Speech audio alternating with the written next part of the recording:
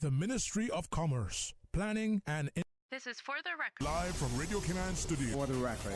For the record. For the record. Hear from your government officials, independents, and the opposition on issues that matter to you. For the record. Engage in an open dialogue between residents and lawmakers. For the record. For the record. For the record.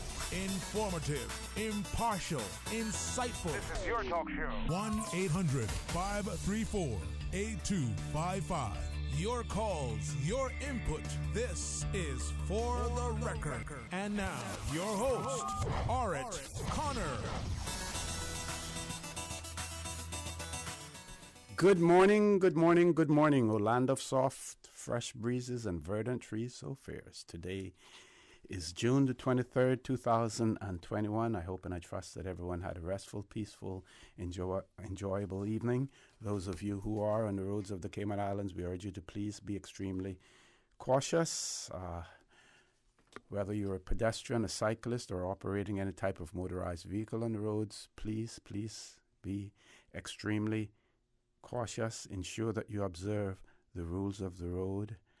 Bear in mind and remember that the life you save may simply be your own. You may see the volume of traffic on the roads decreasing slightly because some schools are out, and as we get down to further in the month, we will see less and less traffic on the roads early in the morning. But of course, that should be no reason, no excuse for you to operate your vehicles recklessly or carelessly on the roads as well. So again, we urge you, please be extremely cautious. If you're celebrating a birthday today, we want to wish you a happy birthday, or if you celebrated one over the past few days, a belated happy birthday to you as well. If you've lost loved ones, we want to extend our sincere condolences to you, and we hope and we trust that your faith will help to carry you through these very challenging times, and that the memory of your loved ones will be a blessing to you as well. If you're not feeling well, and if you're either at home or at a medical facility, we want to wish you all the best and a speedy recovery as well. So folks, I want to thank you for allowing Radio Cayman, and by extension For the Record, into your homes, into your vehicles as you traverse the busy roads of the Cayman Islands, into your places of work, wherever that may be. As you know, For the Record is a show produced by the staff and management of Radio Cayman, and it is geared towards keeping you abreast of issues as they arise and play out on the local, regional, and international scene. I am your host, Orit Connor, and you're welcome to join me every Monday, Wednesday, and Friday from 7:30 a.m. until 10 a.m. During that period, our phone lines are open. Beautiful radio voice of Ms. Susan Watson waiting to take your calls. You can call us on our toll-free number provided courtesy of Flow. That toll-free number, 1-800-534-8255. You can also call us on 949-8037 and 949-6990. Email us at fortherecord, one word, fortherecord at candw.ky. WhatsApp us 925-3261, where you can send us a text message or leave us a voice note, the contents of which will be played during the course of the show. And of course, you can follow us on YouTube simply by subscribing to Radio Cayman live stream. I'm going to share with you two items, press releases that were sent out in relation to COVID-19. The first one, which you would have heard on Radio Cayman's news as well, has to do with the fact that the public health has confirmed that there's no risk to public safety after an incident last week, Friday. So the release reads, on Friday, the 18th of June, there was a non-breach contact between a traveler in quarantine and a resident. Public Health has conducted contact tracing and testing as required. All individuals have been placed in isolation and measures for public safety taken. There is no risk to the public at this time. And I have a quote here. I would like to use this opportunity to thank the Cayman public for their vigilance and continued efforts in keeping our island safe. says acting medical officer of health, Dr. Erica Simmons. And that is fine that release has come out. And of course, some people feel that simply may not be sufficient in terms of an assurance to the public. There are some questions being asked in relation to it, and we believe that there needs to be much more transparency than what is said there. Otherwise, what happens is that people start to form opinions themselves, and as soon as something hits social media, then it will spread like wildfire. So the officials need to come out front and give more details. No one needs to know the personal details, but for instance, people are asking this person who was in quarantine whether or not they had been vaccinated, whether or not they had been immunized prior to that. So those questions are being asked. So I think we need more than this statement that has been released. As far as the COVID-19 testing is concerned, Chief Medical Officer Dr. John Lee reported that 293 COVID-19 tests had been carried out since it was last reported on Monday, the 21st of June 2021. There were no positive results at that point in time as well. And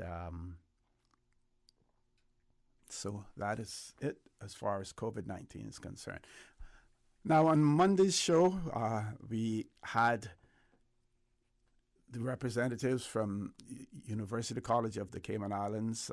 We had Dr. Henry Mutu with us, and we had presenters individuals who will be presenting at the J.A. Roy Borden Symposium on Thursday and Friday at the Harquail Theatre.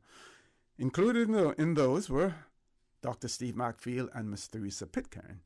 Ms. Theresa had to leave us early, and she promised that she would come back and give us more details about her contribution, and she has been true to her word, and she's here in the studio with us this morning. Also, as usual, Dr. Steve McField is in the studio with us. So, folks, good morning. Welcome back. How's everything? It's good. Thank you so very much for inviting us back, certainly myself, to have this conversation with you and perhaps share some thoughts with the wider public. And good morning to the listening public. I wanted to say something that I've been meaning to say to you, OC, for a long, long time now. And I've never really gotten around to saying it, but I made a mental note this morning to myself. I wanted to commend you and, by extension, Norma, for the stellar job that you've done with this talk show and the inviting our community to hear different stories about ourselves. I know some of the times that the topics that are raised can be a little unsettling, but it's good. It's good to have diverse views. It's good to have conversations. And not everybody's going to agree, but conversations are not designed for everyone to agree. And I wanted to, like I said, really give you and Norma a shout out this morning for the job that you've done. And thank you very much for having me this morning. Thank you. Thank you for those kind words. Doc, morning. Welcome Good morning to you, Mr. For the Record, and good morning to all your friends in Toward Mr. Record land. And good morning to all the Cayman diaspora, and good morning to all those other people listening around the world and locally. Good to always be back. I always excited when I get your call to ask me to come on as a guest. I usually get up 4 o'clock in the morning and get ready and waiting for the clock. And so I'm here, and it's great to be here. I wish I could do this full time, but I can't give up what I'm doing because it's my life, and I'm not. And your passion as well. My passion, yes. and I'm not ready to do that right now. But I wish I could. I could be with you every day, I don't mean just 2 hours a day, for every day, every day, because I think it's relevant, and I think it's something that we need to pass on to our younger people. As reggae artist Ernest Smith said recently, he said, "You can't build a foundation upon if or but." And then he asked the question, "Are we building a nation or are we building a hut?" And so, that's what I believe that we're doing here, and I hope that, and I know that what we do here and what we say here is being heard, and although a lot of people don't call in, and sometimes it's best that a lot of people don't call in because they listen to us, and it's on the road, on the streets, and in the institutions where when you go there, they'll ask you questions, and they'll try to clarify things that we've said that they do not understand. And I'm glad that you have taken this on to inform the public. I didn't even know that you would have been in a role like this when I first met you. Neither did I. when I first met you. Neither did I, Doc. Yeah, but now I know you. I know your personality now, and I know that it's something that you want to do. And then, of course, your mom was a teacher. Oh yes. Taught a lot of the people who became great people in this country, and so perhaps those genes have been passed on to you. Yeah, and my daughter, she's a teacher in New York. Actually, she's just been appointed an assistant principal in a school in Brooklyn, because she'd been in the classroom for several years, and I encouraged her to get into administration, and she did that. She has 2 master's degrees now, and she just was appointed as an assistant principal at a school in Brooklyn, in the Brownsville section of Brooklyn as well. So she's taken after. You see, that's something we don't know, well. and we don't have the media that is investigative. So to put, because those things we should know, and we should pass that on so other people can be inspired, other young people can be inspired to do that, and that reminds me of what Isaac Newton said. He said, if I have seen farther than others, it is by standing on the shoulders of giants. So if younger people will see farther than others, is because they're standing on the shoulders of your daughters. Yep. And that's very important that we start building a nation instead of building huts. Yep. That's true, so true. Well, we know Ms. Teresa is going to have to leave us early, so we're going to take a commercial break. When we return, we're going to pass the mic over to her. So folks, please stay tuned for the record. We'll be back shortly. The Cayman Islands boasts of a long, colorful, and rich history. In tribute to our roots, Radio Cayman, the voice of the Cayman Islands, is pleased to bring you the Historical Vignette Series, brought to you by Rotary Central. For more than 110 years, Rotary members have used their passion, energy, and intelligence to take action on sustainable projects. The Cayman Islands, He hath founded it upon the seas. Many romance stories have been told of the Northside courting voyages, which were made along the aquatic trails by suitors traveling to see their island sweethearts. From landing place at Great Tree Point, down past Rum Point, they would make their way to West Bay, then Georgetown Bacadere, Duck Pond, and other points along the North Sound.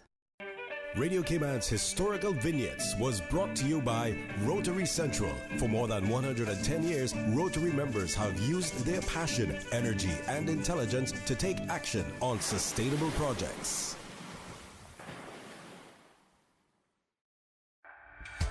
Health City is now open at Camana Bay, offering a wide range of specialties at our state-of-the-art Camana Bay Clinic. We are here to help you save time and feel better. We are open weekdays, weekends, and evenings for your convenience and are dedicated to reducing your wait time while improving your health. Friendly staff, expert care, lab services, and diagnostics in one convenient location from the hospital you know and trust. Health City at Camana Bay, within your reach.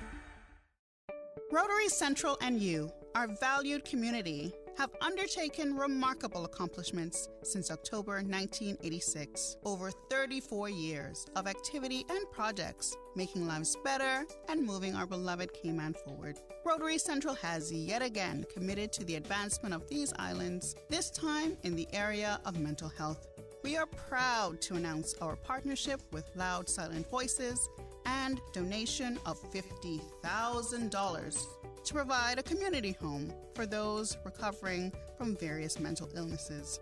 Rotary Central and Loud Silent Voices, a signature project, taking care of the vulnerable, helping families manage, more than a shoulder, more than a helping hand, literally calming the storm. Rotary Central, care in every effort, sweat in every project, every dollar planted back in the community with your help. Rotary opens opportunities. Are you feeling sick but don't feel ill enough to go to the doctor? Ask your pharmacist for advice. Here at West Bay Pharmacy, our pharmacists have been trained to offer helpful, easy-to-understand advice on the treatment of everyday minor ailments for yourself and all the family. Anything from headaches, cough, and sore throat to cold sores, our pharmacists will know when medical help is needed and will not hesitate to refer you to your doctor if your symptoms demand it. Like doctors, our pharmacists have a professional code, which means all personal information you give them will be treated in the strictest confidence. Visit us today at West Bay Pharmacy, where we care about your health. Did you know that defective airbags can cause serious injury or even death if not repaired immediately? Right now, millions of vehicles around the world are under recall for faulty Takata airbags, and yours could be one of them. At Vant Motors, our priority is to make sure the Toyota or Ford you drive is safe. So we are offering customers a free, fast and easy airbag swap out if your vehicle was manufactured in 2016 or earlier. Find out if you need to have new airbags installed by emailing your Ford or Toyota vehicle's VIN or vehicle identification number to service@vantmotors.com or stop by Vamp's Service Center or call us at 949-2245. Don't risk it. Get the airbags in your Toyota or Ford checked for free at Vant Motors on Walkers Road. What's that? No sugar, same amazing taste? Coca-Cola Zero Sugar is here to stay. Classic taste, pure satisfaction. Be sure to stop into any Tortuga location and get your own case of Coke Zero. Or grab an ice-cold one straight from the cooler. Brought to you by Tortuga Distributors Limited. Coca-Cola, taste the feeling, Cayman. System 1 loaded. 1-800-534-8255. What is on your mind when it comes to the government, independence, and the opposition? Issues that matter to you. 1-800-534-8255. Waiting to hear from you. For the Record. This is For the Record with Ort Connor. Good morning. Welcome back to For the Record. Ms. Susan, you say we have a caller? Let's grab the caller before we go to Ms. Teresa. Caller, good morning. Welcome to For the Record. Good morning, OC. This is Nellie Wells from West Bay. Good morning. Good morning. Show. Good morning. I want to wish Mrs. Daphne Orrit a special birthday today. Okay. And Miss Genevieve Henning, both of West Bay. Genevieve Henning is the former receptionist. The lady used to be at Royal Bank. Okay. So both of them share a birthday today. Excellent. So, yeah, Miss Daphne says she's 80 today. Oh, great. So I know you and Dr. Steve would like to hear that. So put on a big shout out to the two of them from me today. Thank you. We certainly will. We'll repeat it during the course of the show as well. So Miss Daphne and Miss Genevieve celebrating a birthday today. We want to wish them a happy birthday as well. Thank you very much for that, caller. Thank you. Miss D. Right. So instead, as I was sharing with you during the break, instead of focusing on the content of the paper that I'm hoping to deliver, what I'm going to do is speak to the issues that Roy raised in his books. Yes. You know, some of the themes that run through his writing, which touches on this story. So, you know, things like social change and what would Roy's responsibility be as a writer, and the fact that he's someone that doesn't really write in mainstream, and oftentimes he speaks to communities of the dispossessed, right? So and bear with me because like Steve, I got up 3 o'clock this morning to put these thoughts together. What then was his role as an educator? Someone who is always inviting us to be in honest confrontation with our past and bringing us to a place where we're open to pathways for discourse and an opportunity to live up to our possibilities. And when you hear me speak of we, meaning I'm borrowing the James Baldwin we, where he speaks to a diverse community. Cayman's no longer, I don't know if it's ever been a monolithic community, but we as an aspirational community, as, Caymanians, we as people who are newcomers to the community and want to help us build a Cayman. And it doesn't help to get into them versus us, because that's pretty binary and it's unhelpful. But we in a way that implicates and embraces everybody that lives here. So I wanted to put that out there. So some of the times, one of the reasons when you start that type of dialogue, it's a little unsettling. But what it does, it takes us out of our comfort space and for a moment provides us with an opportunity to be accountable. The story of lawyers in our community is the story of where we are today. One of the issues that I made note of when I was making some notes this morning was the role of women, for example. Yesterday, I had the opportunity to visit with Steve to look at his new office, and he was discussing a matter that's before the courts. And I was asking him about the young man. And, the young man has just turned 18. So when I was making the notes this morning, the story that we hear about the offshore community is not about how, for example, women worked very, very long hours. Women left their children at home with helpers. And we speak about the children that we leave at home, who took care of them, and so on. And I'm not going to point fingers. I'm just painting a picture. And if you've had decades and decades of women working as hard as they did to build an offshore community, because they did, and leaving their home, not being able to give them the kind of values that they would want to share, because not just mom were working, mom, auntie, grandma, everybody was working. So it's unsurprising to some degree why we have a generation of children where people are saying it's children having children having children, and what type of community that can breed. So you have that. Now, while we were having many women taking care of building these offshore communities, the folks that came to these islands that were married for a large, for those that were married, they at least were able to afford to leave their wives at home. Their wives took care of their children, and they had sufficient money to send their children to the best schools, not just locally, but internationally. So right from then, you can see us having two separate communities expected to live side by side. And the Caymanian, because of our background, non-confrontational, and this kind of passive-aggressive behavior that you see that we tend to exhibit, Caymanians sat by, they observed, they watched, and only a handful of us had the courage to stand up and call it. Many of us, the handful of us that actually called it out, had our careers destroyed. The story too that Roy speaks of is not just a story of how our children become displaced.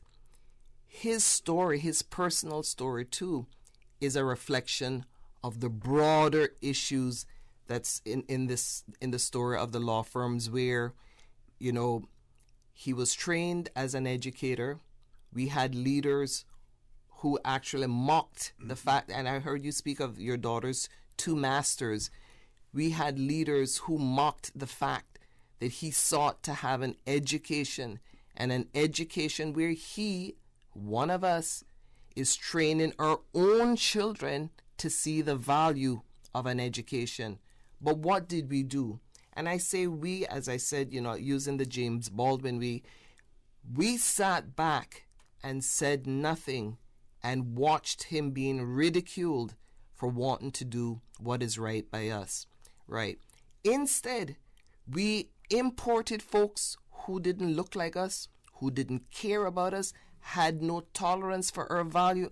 Why I say that in the historical context is because yesterday or Monday when I was here, you would have heard me speak to that Facebook note that one of the young ladies from Bordentown made about her experience at Camana Bay today.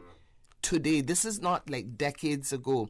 So you can see how the buildup of those views and, those realities created a division, a clear-cut division, so that even when you, as a local who is educated, and I use education broadly, I'm not necessarily just saying an education is a degree, because, and I always underscore that when I come here, but an education where you can articulate your lived experience, and you don't have to get in a fight with someone to actually speak to those issues.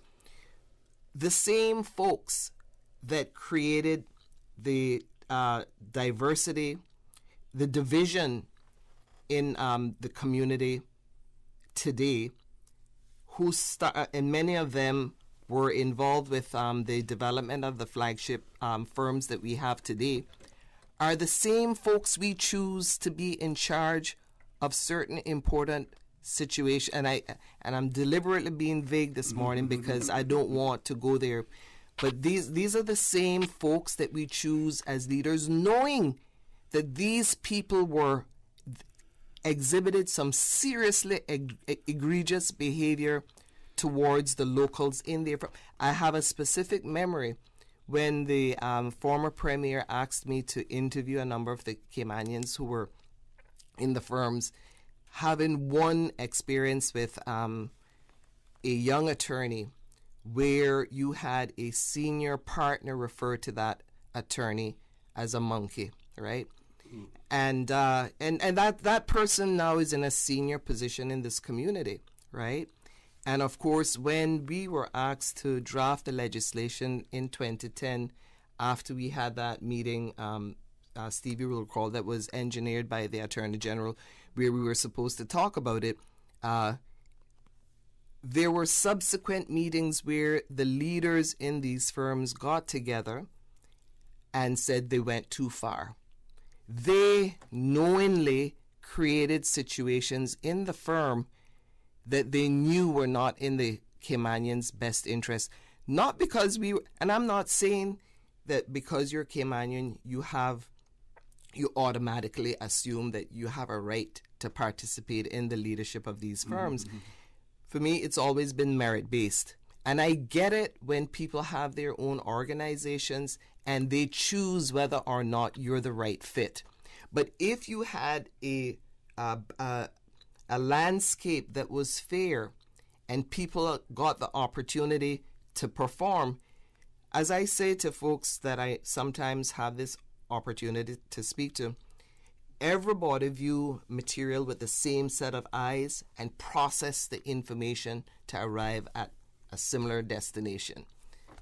Okay. Yeah. We're going to take a break there. Top of the hour, 8 o'clock news. When we return, the conversation with Dr. Steve Macfield and Ms. Teresa Pitcairn will continue, so please stay tuned. For the record, we'll be back shortly. Thank you, Mr. Connor. And studio time now by Foster's is 8 o'clock. When you're on the go, let the Island Supermarket shop for you. To start, head to fosters.ky/go. Then shop all of your favorite products online, from produce and seafood to grocery and frozen, all picked by our team of shoppers ready to go. Choose next day curbside pickup from Foster's Camana Bay or delivery island-wide. To get your order started, visit fosters.ky/go. This is Groceries on the Go. And we are Foster's Go. Shop online anytime. The 8 a.m. News is proudly sponsored by the Chamber of Commerce Pension Plan. For further information, please visit chamberpension.ky. The Cayman Islands Chamber of Commerce Pension Plan. We're here for you. We are a non-for-profit member-centric plan with a democratically elected volunteer board of trustees representing all sectors of the Cayman Islands economy. Chamber Pension has an all-in expense ratio of 0.72% over 16,000 members, $430 million in assets under management. We were the first multi-employer pension plan approved by the regulator in the late 1990s, and today we are still strong, secure, and are here for employees and employers alike. If you would like to join or request further information, visit chamberpension.ky. And for information as it happens, follow us on Facebook, LinkedIn, or Instagram. Email admin@pensions.ky or call 745-7630. The Cayman Islands Chamber of Commerce Pension Plan. We're here for you. For today's biggest news. Radio Cayman, the voice of the Cayman Islands.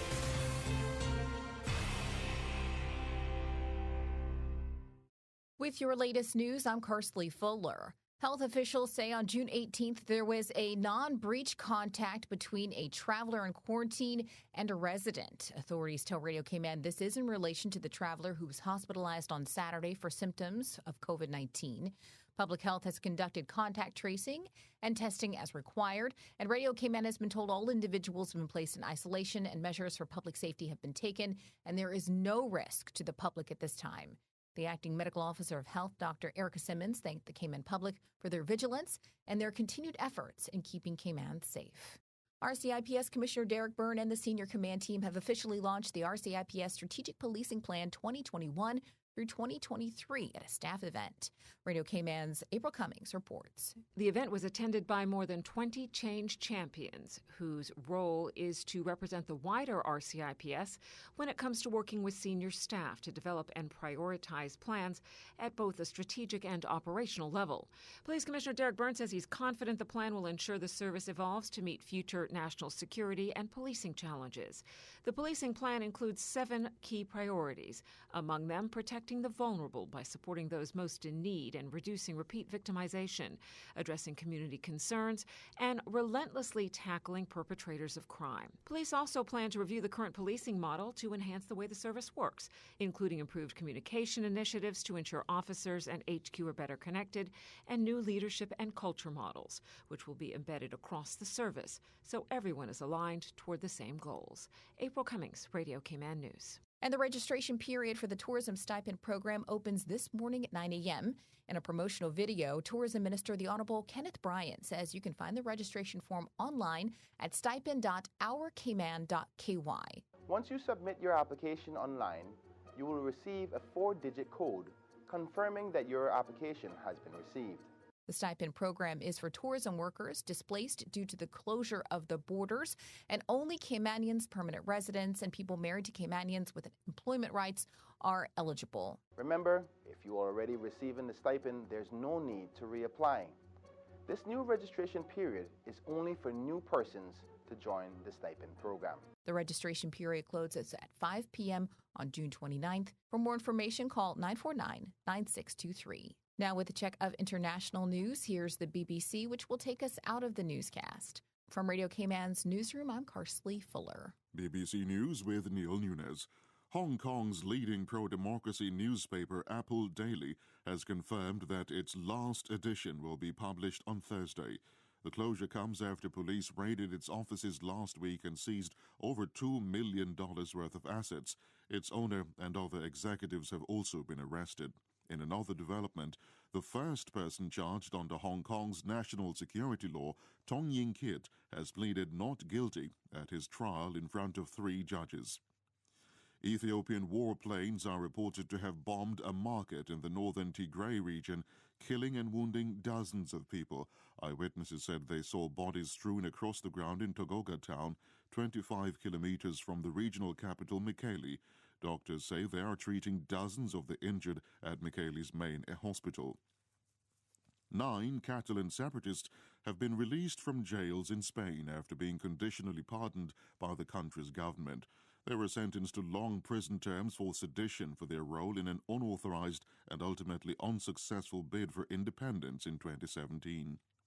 The U.S. Secretary of State Antony Blinken has said that the ceasefire agreement in Libya must be fully implemented and all foreign forces withdrawn from the country. Mr. Blinken was speaking in Berlin, where he's attending a second round of UN-sponsored Libyan peace talks. Uganda has closed Parliament for 2 weeks due to a surge in coronavirus among MPs and other staff in the building. Last week, officials said more than 100 people in Parliament had tested positive.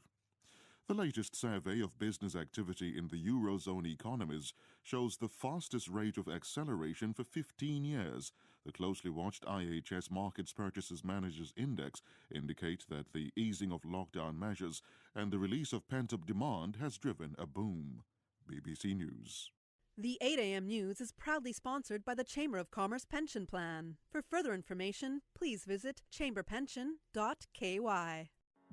The Cayman Islands Chamber of Commerce Pension Plan. We're here for you. Are you aware of the performance of your pension plan? The Cayman Islands Chamber of Commerce Pension Plan provides quarterly fund fact sheets for our members to stay informed with the plan's performance. For the year ended 30th of April, 2021, the various life cycle funds have provided returns between 10.5% and 43.2%. And our all-in expense ratio for year ended 30th of June, 2020 is currently the lowest it's ever been. 0.72%. Visit chamberpension.ky to review our fund fact sheets. You can see the performance as far back as 10 years. Remember that pensions are a longer-term investment strategy. Focus on the long term rather than the short-term returns. The Cayman Islands Chamber of Commerce Pension Plan continues to perform for you. Stay in touch with Radio Cayman for the latest in news and information. Follow Radio Cayman on social media, Facebook, Instagram, Twitter. Download the Radio Cayman app or log on to our website, www.radiocayman.gov.ky. Radio Cayman, your voice, your choice, your radio. Do you need legal assistance or advice? The Director of Legal Aid and Legal Aid Officer will be visiting Cayman Brac on the 24th and 25th of June 2021 at the District Administration Conference Room, number 19, Colonel Street, Stake Bay. On Thursday, June 24th from 9:30 a.m. to 3:30 p.m. and again on Friday, June 25th from 9 a.m. to 3 p.m. For appointments, email legalaid@judicial.ky or call our helpline 244-3889. Walk-ins are welcome. Rotary Central and you, our valued community, have undertaken remarkable accomplishments since October 1986. Over 34 years of activity and projects, making lives better and moving our beloved Cayman forward. Rotary Central has yet again committed to the advancement of these islands, this time in the area of mental health. We are proud to announce our partnership with Loud Silent Voices and donation of $50,000 to provide a community home for those recovering from various mental illnesses. Rotary Central and Loud Silent Voices, a signature project, taking care of the vulnerable, helping families manage, more than a shoulder, more than a helping hand, literally calming the storm. Rotary Central, care in every effort, sweat in every project, every dollar planted back in the community with your help. Rotary opens opportunities. The Cxc Learning Hub is the Caribbean's #1 e-learning platform for the complete suite of regionally and internationally recognized qualifications from the Caribbean Examinations Council. The Cxc Learning Hub provides free 24/7 access to multimedia content including past papers, e-books, syllabuses, demo e-tests, subject reports, and digital toolkits containing videos, infographics, simulations, and more. Get the learning resources you need to prepare for exams all in one place. Visit learninghub.cxc.org today. The 8:10 a.m. Weather Report, Monday through Friday, is proudly sponsored by Pan American International Insurance Corporation. Pan American International Insurance Corporation, meeting the life, accident, and health insurance needs of individuals and businesses to ensure financial security and peace of mind. For more information, call 949-8304 or visit www.palig.com. That's PALIG.com. For over 100 years, more than 5.8 million people across the Americas and the Caribbean have placed their trust in Pan American Life Insurance Group. We have delivered on our promise and have proven that we are more than an insurance company. We are family. To learn more about our first-in-class individual and group life, disability and accident solutions, please visit Pan American International Insurance Corporation at Unit 221, Cannon Place East, North Sound Road, Grand Cayman, or contact us at 949-8304 and visit us online at www.palig.com. Pan American Life, people you can trust for life.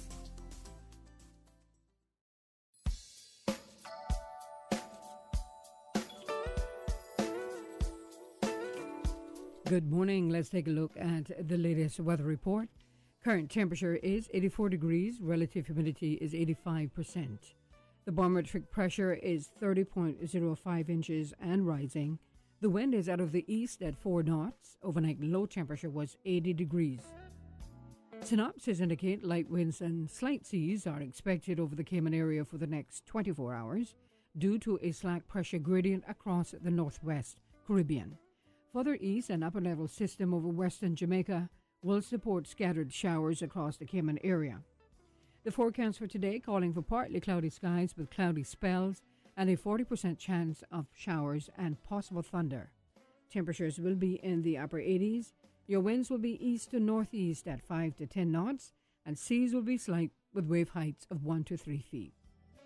And the forecast for tonight calling for partly cloudy skies with a 30% chance of showers and possible thunder, and temperatures dipping to the upper 70s tonight.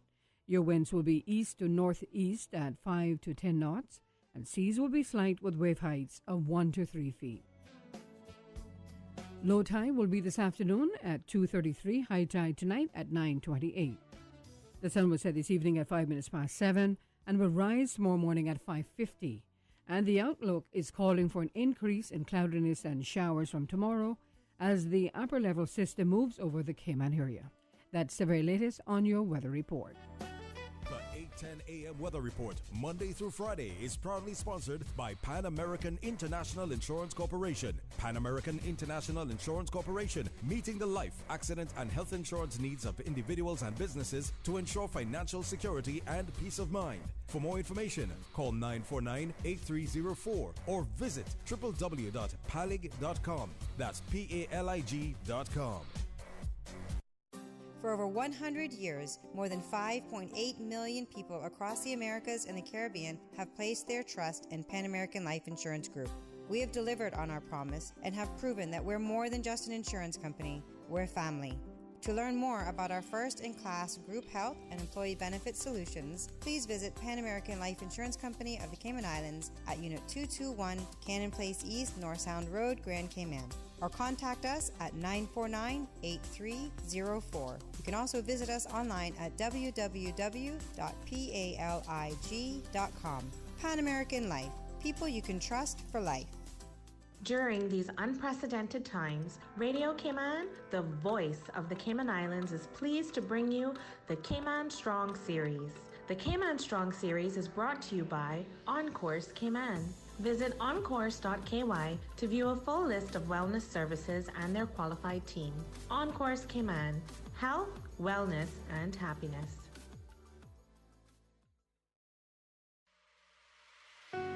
Achieving your goals is a very rewarding feeling, but at times can feel very frustrating, especially if and when we miss our target.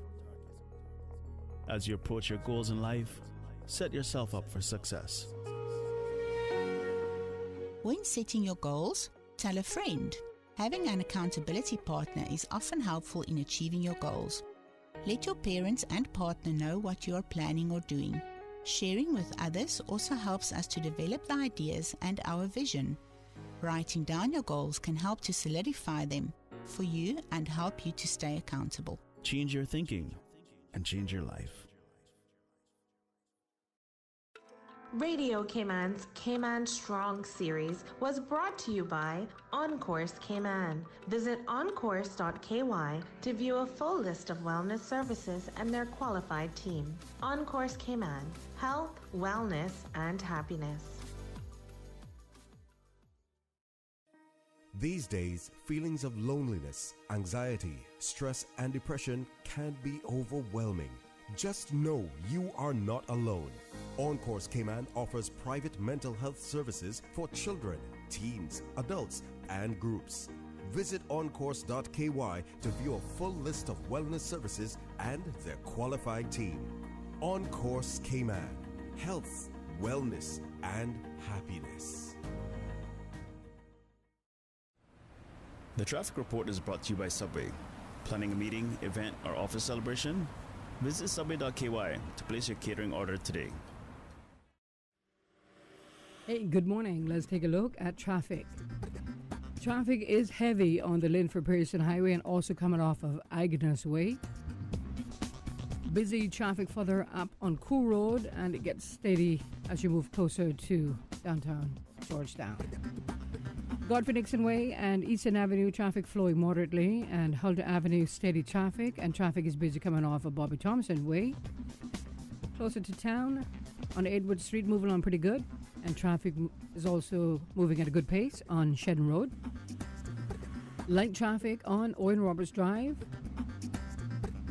and coming from the West Bay four-way stop, moderate flow of traffic, and coming off of the Esterly Tibbetts Highway heading towards the Butterfield Roundabout, traffic is steady but flowing, and steady but flowing traffic heading towards the Industrial Park area.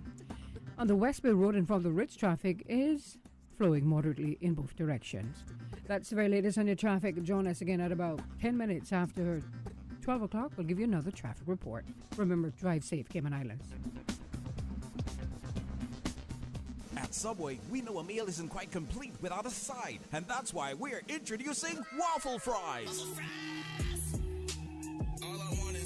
Subway's waffle fries are oven-baked softness with extra crispy edge, giving a satisfying taste to be enjoyed as is or in any of Subway's dipping sauces. Order waffle fries as a side item for $2 or make it a meal deal. Subway, eat fresh.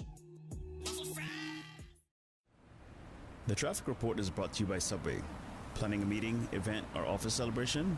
Visit subway.ky to place your catering order today. The HSA Specialist Clinic has relocated to a new, modern, state-of-the-art facility at Smith Road Center to offer you a better patient experience. Receive care from top specialists in chiropractic, complementary and alternative medicine, neurology, ENT, urology, pain management, and more. Our orthopedic and telemedicine clinics remain at the Cayman Islands Hospital campus. Please remember to bring your own face mask when visiting any HSA location. Visit our website, hsa.ky, to learn more. At the HSA, you matter to us. That thing we've been saying for 64 years, ignore it. Eat the KFC wings, drink the KFC gravy, fill up on fries. Just please forget the thing we normally suggest. You know, that thing you used to do with your tongue after finishing a delicious piece of our KFC chicken. We get it. It's not easy. There's a reason why it's been our slogan for over half a century. But the world's drastically changed of late, and as soon as we can embrace the change, the sooner we can all get back to doing what we do best. KFC. It's good. For the record, with Ort Connor. Initiating system. For information that matter. For the record, with Ort Connor. Continues right now on Radio Cayman.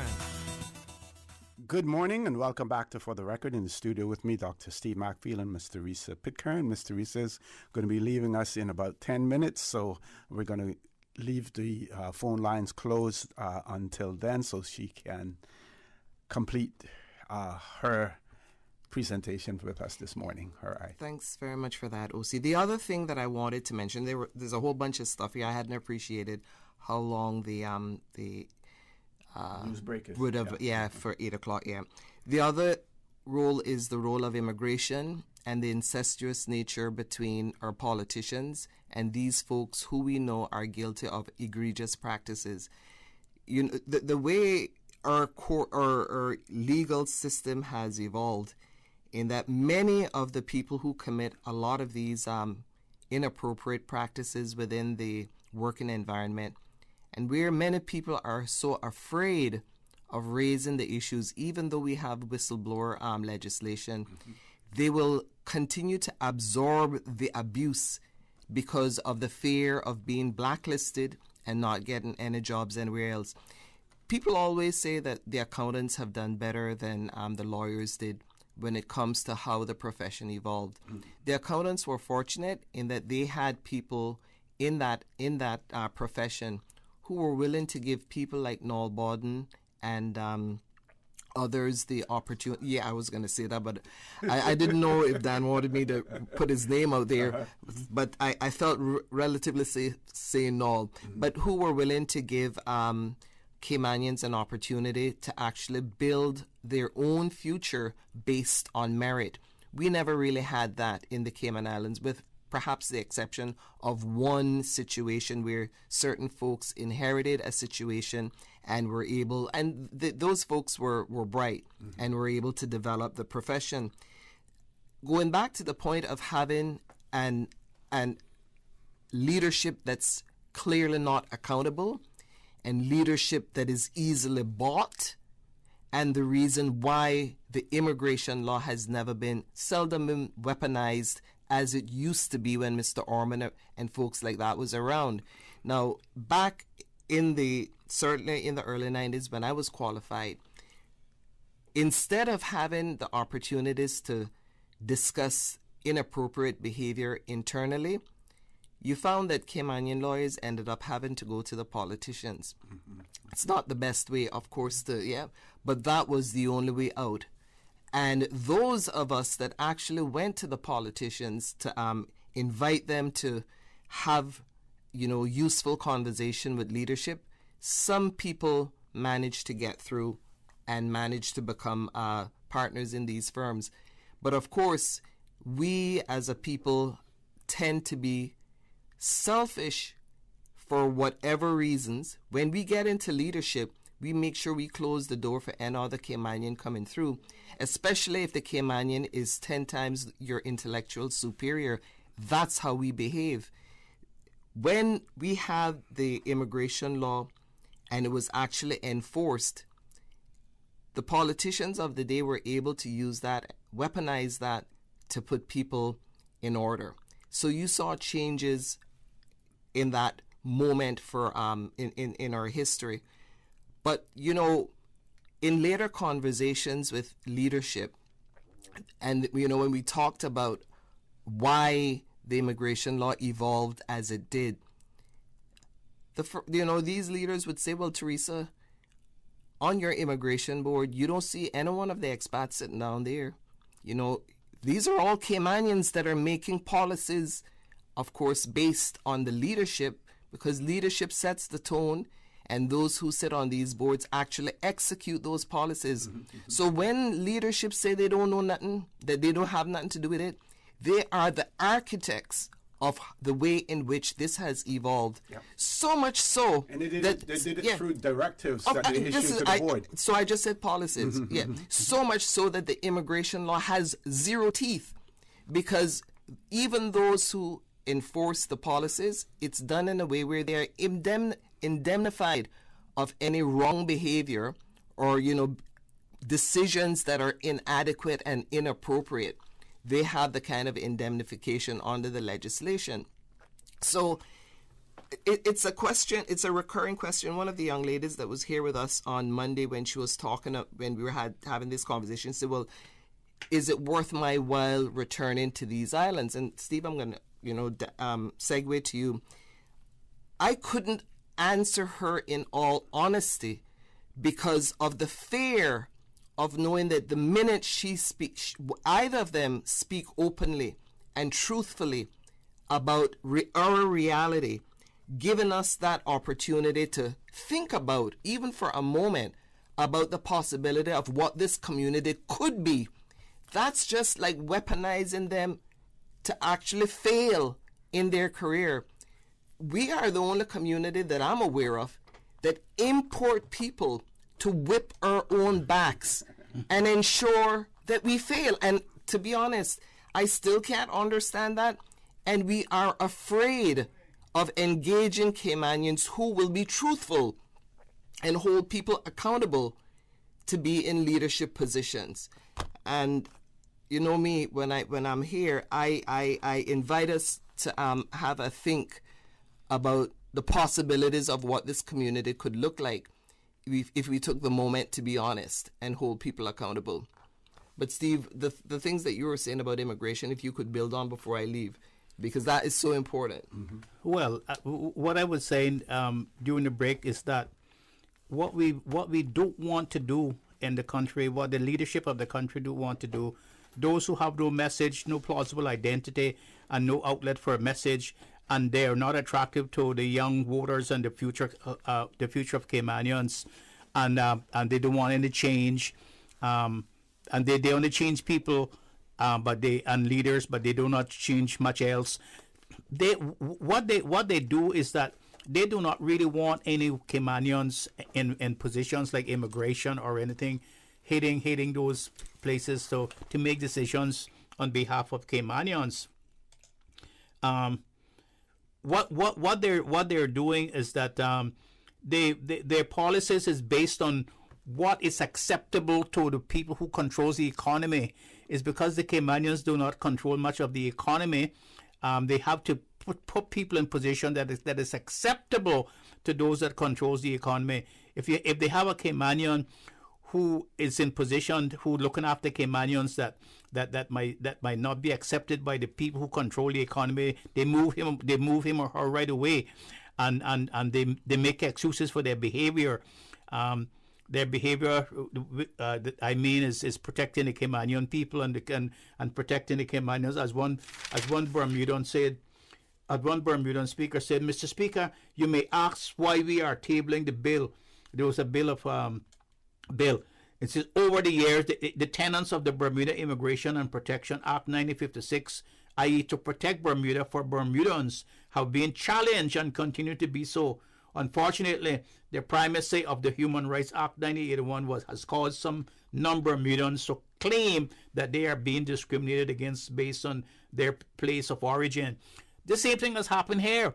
And what we do is that we do not actually put people in place to protect Caymanians for Caymanians and give Caymanians a chance. And we have Section 16 now of our Section Constitution. 16, yes. Is the foundation. It's the foundation for that. to protect that. But we don't put anybody. They wouldn't put me on a board, for instance, where I have to make decisions of whether to protect Caymanians or not protect them. They wouldn't do that. They would find somebody else that has rubber knees and double speak and talk from both sides and look the other way, and then they would say that he's acceptable to them. They would put someone who is either black or white, as Dr. Roy McTaggart says, is either down the line, you're on one side or the other, and this is the position that I have to make a decision on. They wouldn't do that at all. They would find some weak person who they can manipulate, and they can invite to go this way and to that way, to this dinner or to that dinner, or to this cocktail party, that cocktail party, and make you feel that you belong. And then after they get what they want, they kick you out, and then you know that you don't belong, and then they use you, and then the same policy and the same message continues from generation to generations, and then we keep wondering, why is there no change? Why is there no change? There's no change because we do not really want change. What we want is to appease people who don't really like us, and that's a position, and that's the problem that we have. Okay, Ms. Teresa, closing comments from you. So thanks again. When I have the opportunity to come, it's not necessarily to ruffle feathers. So the comments that I made this morning were in the context of the issues that Roy raised in his text, right? Mm-hmm. And I spoke of the way in which the themes in his books resonate with what happens in our community as reflected in the legal community. And so I just wanted to touch, but in leaving, I'd really like us to continue to have the conversation about the type of community that is possible. And to get there, we have to identify some unsettling truths. And it's going to be uncomfortable addressing those unsettling truths. And more of us need to have the courage to have that conversation if we want to leave a community behind that is relatively peaceful and people can actually afford to live here. And that's it. Okay. Yeah.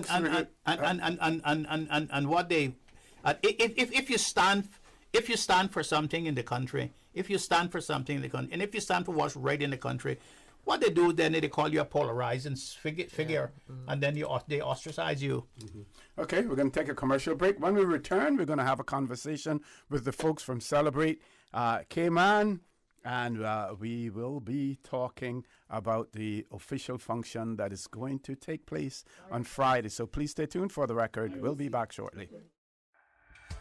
Health City is now open at Camana Bay, offering a wide range of specialties at our state-of-the-art Camana Bay Clinic. We are here to help you save time and feel better. We are open weekdays, weekends, and evenings for your convenience and are dedicated to reducing your wait time while improving your health. Friendly staff, expert care, lab services, and diagnostics in one convenient location from the hospital you know and trust. Health City at Camana Bay, within your reach.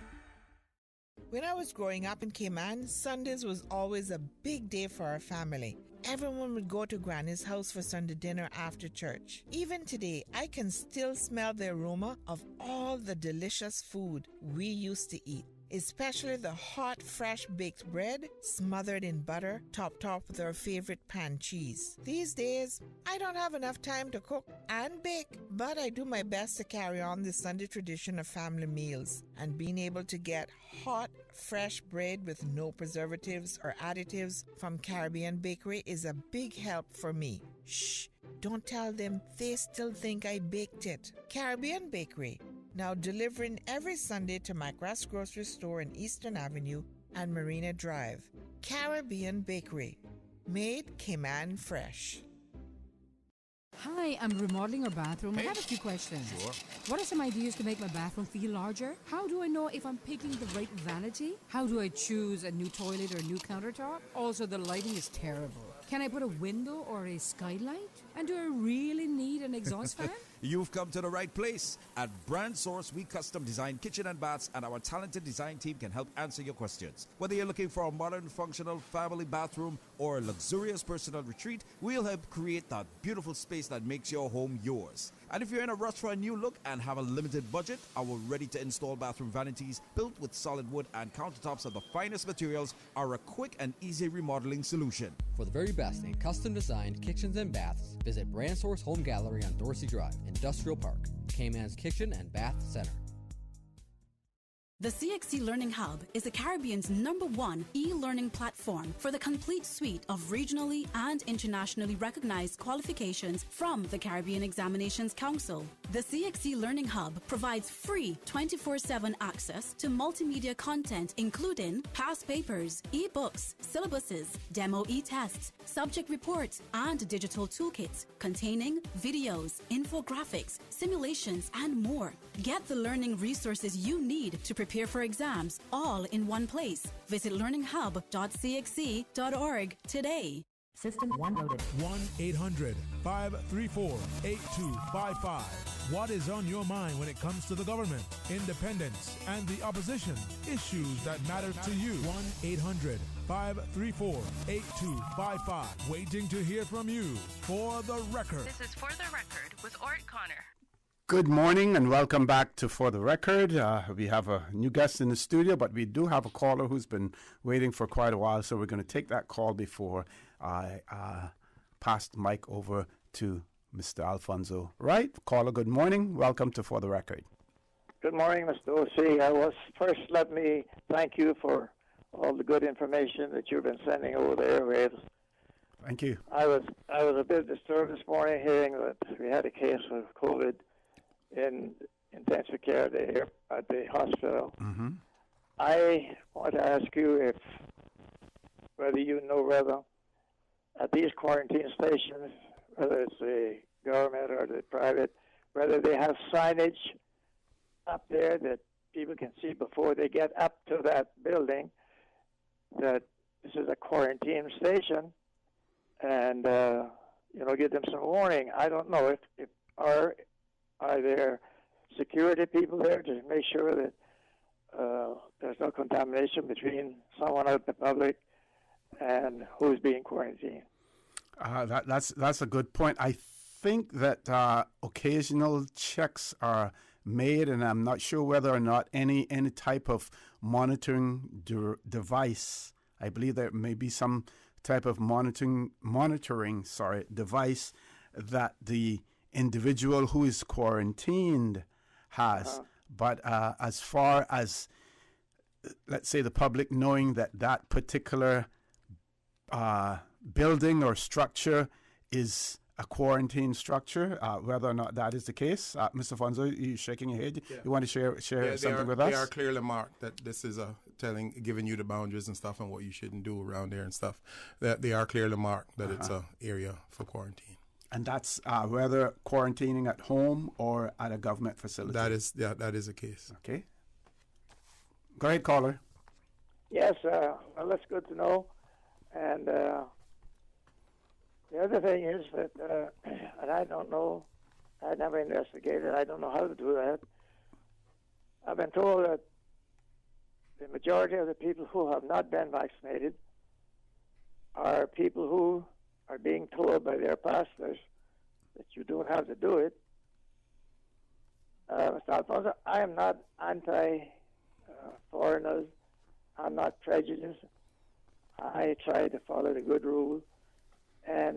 But it disturbs me to know that we have all the evidence that if you get vaccinated, you stand a good chance of not contracting COVID-19. And why these people are holding back, I have no idea. I congratulate the representative for Georgetown West for at least trying to do something to entice them to come. But then again, that bothers me too, to think that you have to do that to get someone to understand that if you don't get the vaccine, you may get the COVID. Anyway, Mr. Oshie, I know you're busy, but I strictly wanted to tell you that I'm speaking for thousands of people out here in Radioland that appreciate any information that you've been sending forward, and may God continue to bless you in your program. Thank you very much, sir, for that. Thank you for that vote of confidence as well. Mr. Fons, good morning, sir. Welcome back. Yeah, happy to be here. We'll see. Always grateful when we can have an opportunity to chat here on radio with you, and thanks to Radio Cayman for always allowing that, and I'm happy that we have Mr. Macfield here with us as well. This morning. Seafarer's Way, as we know now, has been a project that we've had. I think the first announcement of this was late last year or early January, just from National Heroes Day, when we talked about doing this and National Heroes and Seafarer's Park. Seafaring Heritage Park. The whole idea, OC, is we're now trying to do our best to recognize and honor our seamen. I want to say the architects of the now Cayman, the people who did all the hard work, who laid the foundation, that were never properly recognized for all their contributions. And regardless of where you reach today, you must always be mindful of how it all started. If it wasn't for that first seaman, that first person who went to sea and encourage others and so on, while that is not happening anymore, it has to be that you will always remember where you came from. And we looked at this, and Harbor Drive is nothing wrong with it. It is a good name. It's appropriate. It's right there on the waterfront. But I think at times we need to make sure that we mark somewhere along the line that we sort of force people to remember certain times, certain people, and the majority of the things that happen marine-wise or maritime-wise in around the Cayman Islands, a good majority would happen off of Hogstye Bay, Harbor Drive kind of area. And we thought it was a good opportunity to make sure that we we set in concrete that people would always remember our seafarers and who they are and what they did. So the first idea was to rename Harbor Drive, simply Harbor Drive. And then when we got to talking about Seafaring Heritage Park, we said, well, boy, it would be nice if Seafaring Heritage Park came off of Seafarers Way. So we went a little further, and then it was then decided that why not take it further up to boilers. That would encompass a lot of the activity that went on there, especially with the arches and stuff and boat building and launching and stuff along that area, which I thought was a good idea. It was something that we thought about, but we were a little bit timid about trying to get too much at one time. But that's the way it ended. So now Seafarers Way takes in a bit of South Church Street and North Church Street and an entire Harbor Drive. Okay. How far north? So it goes north to Mayor Street. Okay. And south from Boilers. So everything in between will now be called Seafarers Way.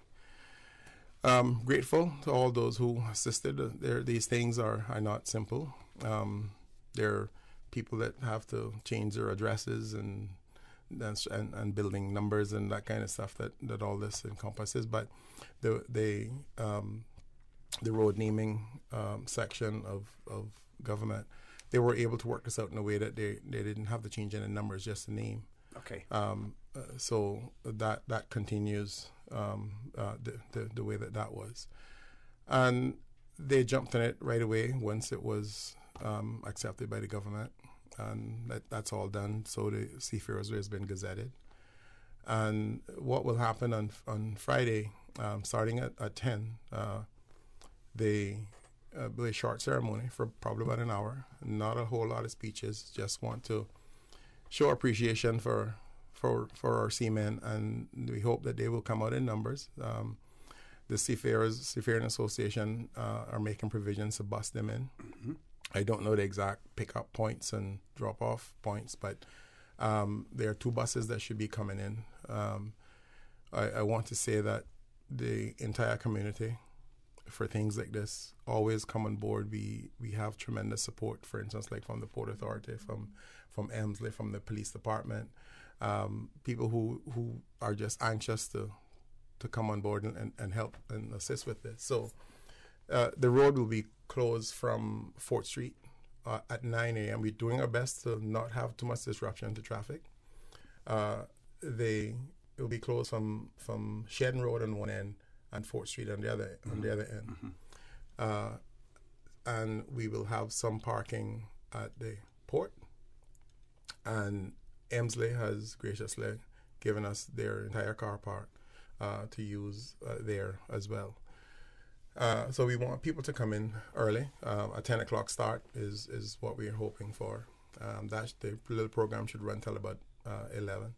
And then we have some refreshments and so on that will take us through about a half hour of socializing, and people can mingle and talk and stuff like that. Like I said, a short program. We will have our normal national song. We will have remarks by Cabinet Secretary Sir Samuel Rose, who is the person that's in charge of Celebrate Cayman and the things that we do. And we're going to have a historical perspective of the waterfront area by Mr. Richard Arch, who is a descendant of the Arches and somebody who was himself involved in boat building and so on along the way there, and have had a couple of conversations with him already. And I learned so much things by doing this, things that I just never knew, and sitting and listening to him and having him say the things. Is this okay? Should I do this? Should I do that? And I sit there and I get cold chills when he tell me things that I just didn't know that happened in Cayman. But then there are things that I also remember that he brings back. And I then make the connection of when I was a little boy. I say, oh, that's why this was here, or this where that was. And when he sit there and tell me about all the buildings and stuff that were on the waterfront and where it were placed and the things that have replaced them now and what they did as children and stuff out there, it's just amazing. So I'm hoping that people will come out to see that. the program, it won't be live, but we're recording it for replay on CIG TV, is what will happen. And then we'll have the official address by the Honorable Premier. And that'll be it for speeches. We hope to have all of the elected members involved in, there's a sign right, the stage is going to go on the road on the end of Cardinal Avenue, facing the water. It'll be covered. And then we have tents along the taxi slipway, facing up, facing east, for the audience to be able to sit. Okay. We're going to take a commercial break, and I think, Ms. Susan, we have a call on hold as well. We will take that call as soon as we return, so please stay tuned. For the record, we'll be back shortly. Are you feeling sick but don't feel ill enough to go to the doctor? Ask your pharmacist for advice. Here at West Bay Pharmacy, our pharmacists have been trained to offer helpful, easy-to-understand advice on the treatment of everyday minor ailments for yourself and all the family. Anything from headaches, cough and sore throat, to cold sores, our pharmacists will know when medical help is needed and will not hesitate to refer you to your doctor if your symptoms demand it. Like doctors, our pharmacists have a professional code, which means all personal information you give them will be treated in the strictest confidence. Visit us today at West Bay Pharmacy, where we care about your health. What's that? No sugar, same amazing taste? Coca-Cola Zero Sugar is here to stay. Classic taste, pure satisfaction. Be sure to stop into any Tortuga location and get your own case of Coke Zero. Or grab an ice-cold one straight from the cooler. Brought to you by Tortuga Distributors Limited. Coca-Cola, taste the feeling, Cayman. The 20th Annual Talent Exposition of the Arts is here. Are you ready for some talent tonight? Presented by the New Self-Help Community Foundation. Coming to the stage Sunday, July 25th at the Harkwell Theater. Don't miss. Awesome performances by Liana DaCosta, JC Patrick, Rico Rolando. Yeah, she twerking off a band and I'm about to make a dance, yeah. Radiance Dance Studio, Mariah Praise, Dream Chasers Cayman, James at Anglin and Son, SI, Center Point Dance Studio, and UCCI Dancers. Part of the proceeds from the Talent Exposition of the Arts go to support the John Gray High School Music Department. Prepaid tickets at Funky Tangs and Winners Circle Sports. $10 or $15 at the gate. The 2021 Talent Exposition of the Arts, Sunday, July 25th at the Harkwell Theater. Gates open at 5:30 p.m. Show starts at 6:30. Get your tickets today. Are you a first-generation college student looking to pursue an associate or bachelor's degree this fall 2021 semester? The Community Engagement Program at UCCI provides financial aid to Caymanian and resident students who are committed to using education as a means to improve the Cayman Islands. Eligible students can receive up to $2,500 in funding per year. The application period is now open. Submit your online application by July 16th at ucci.edu.ky/CEP.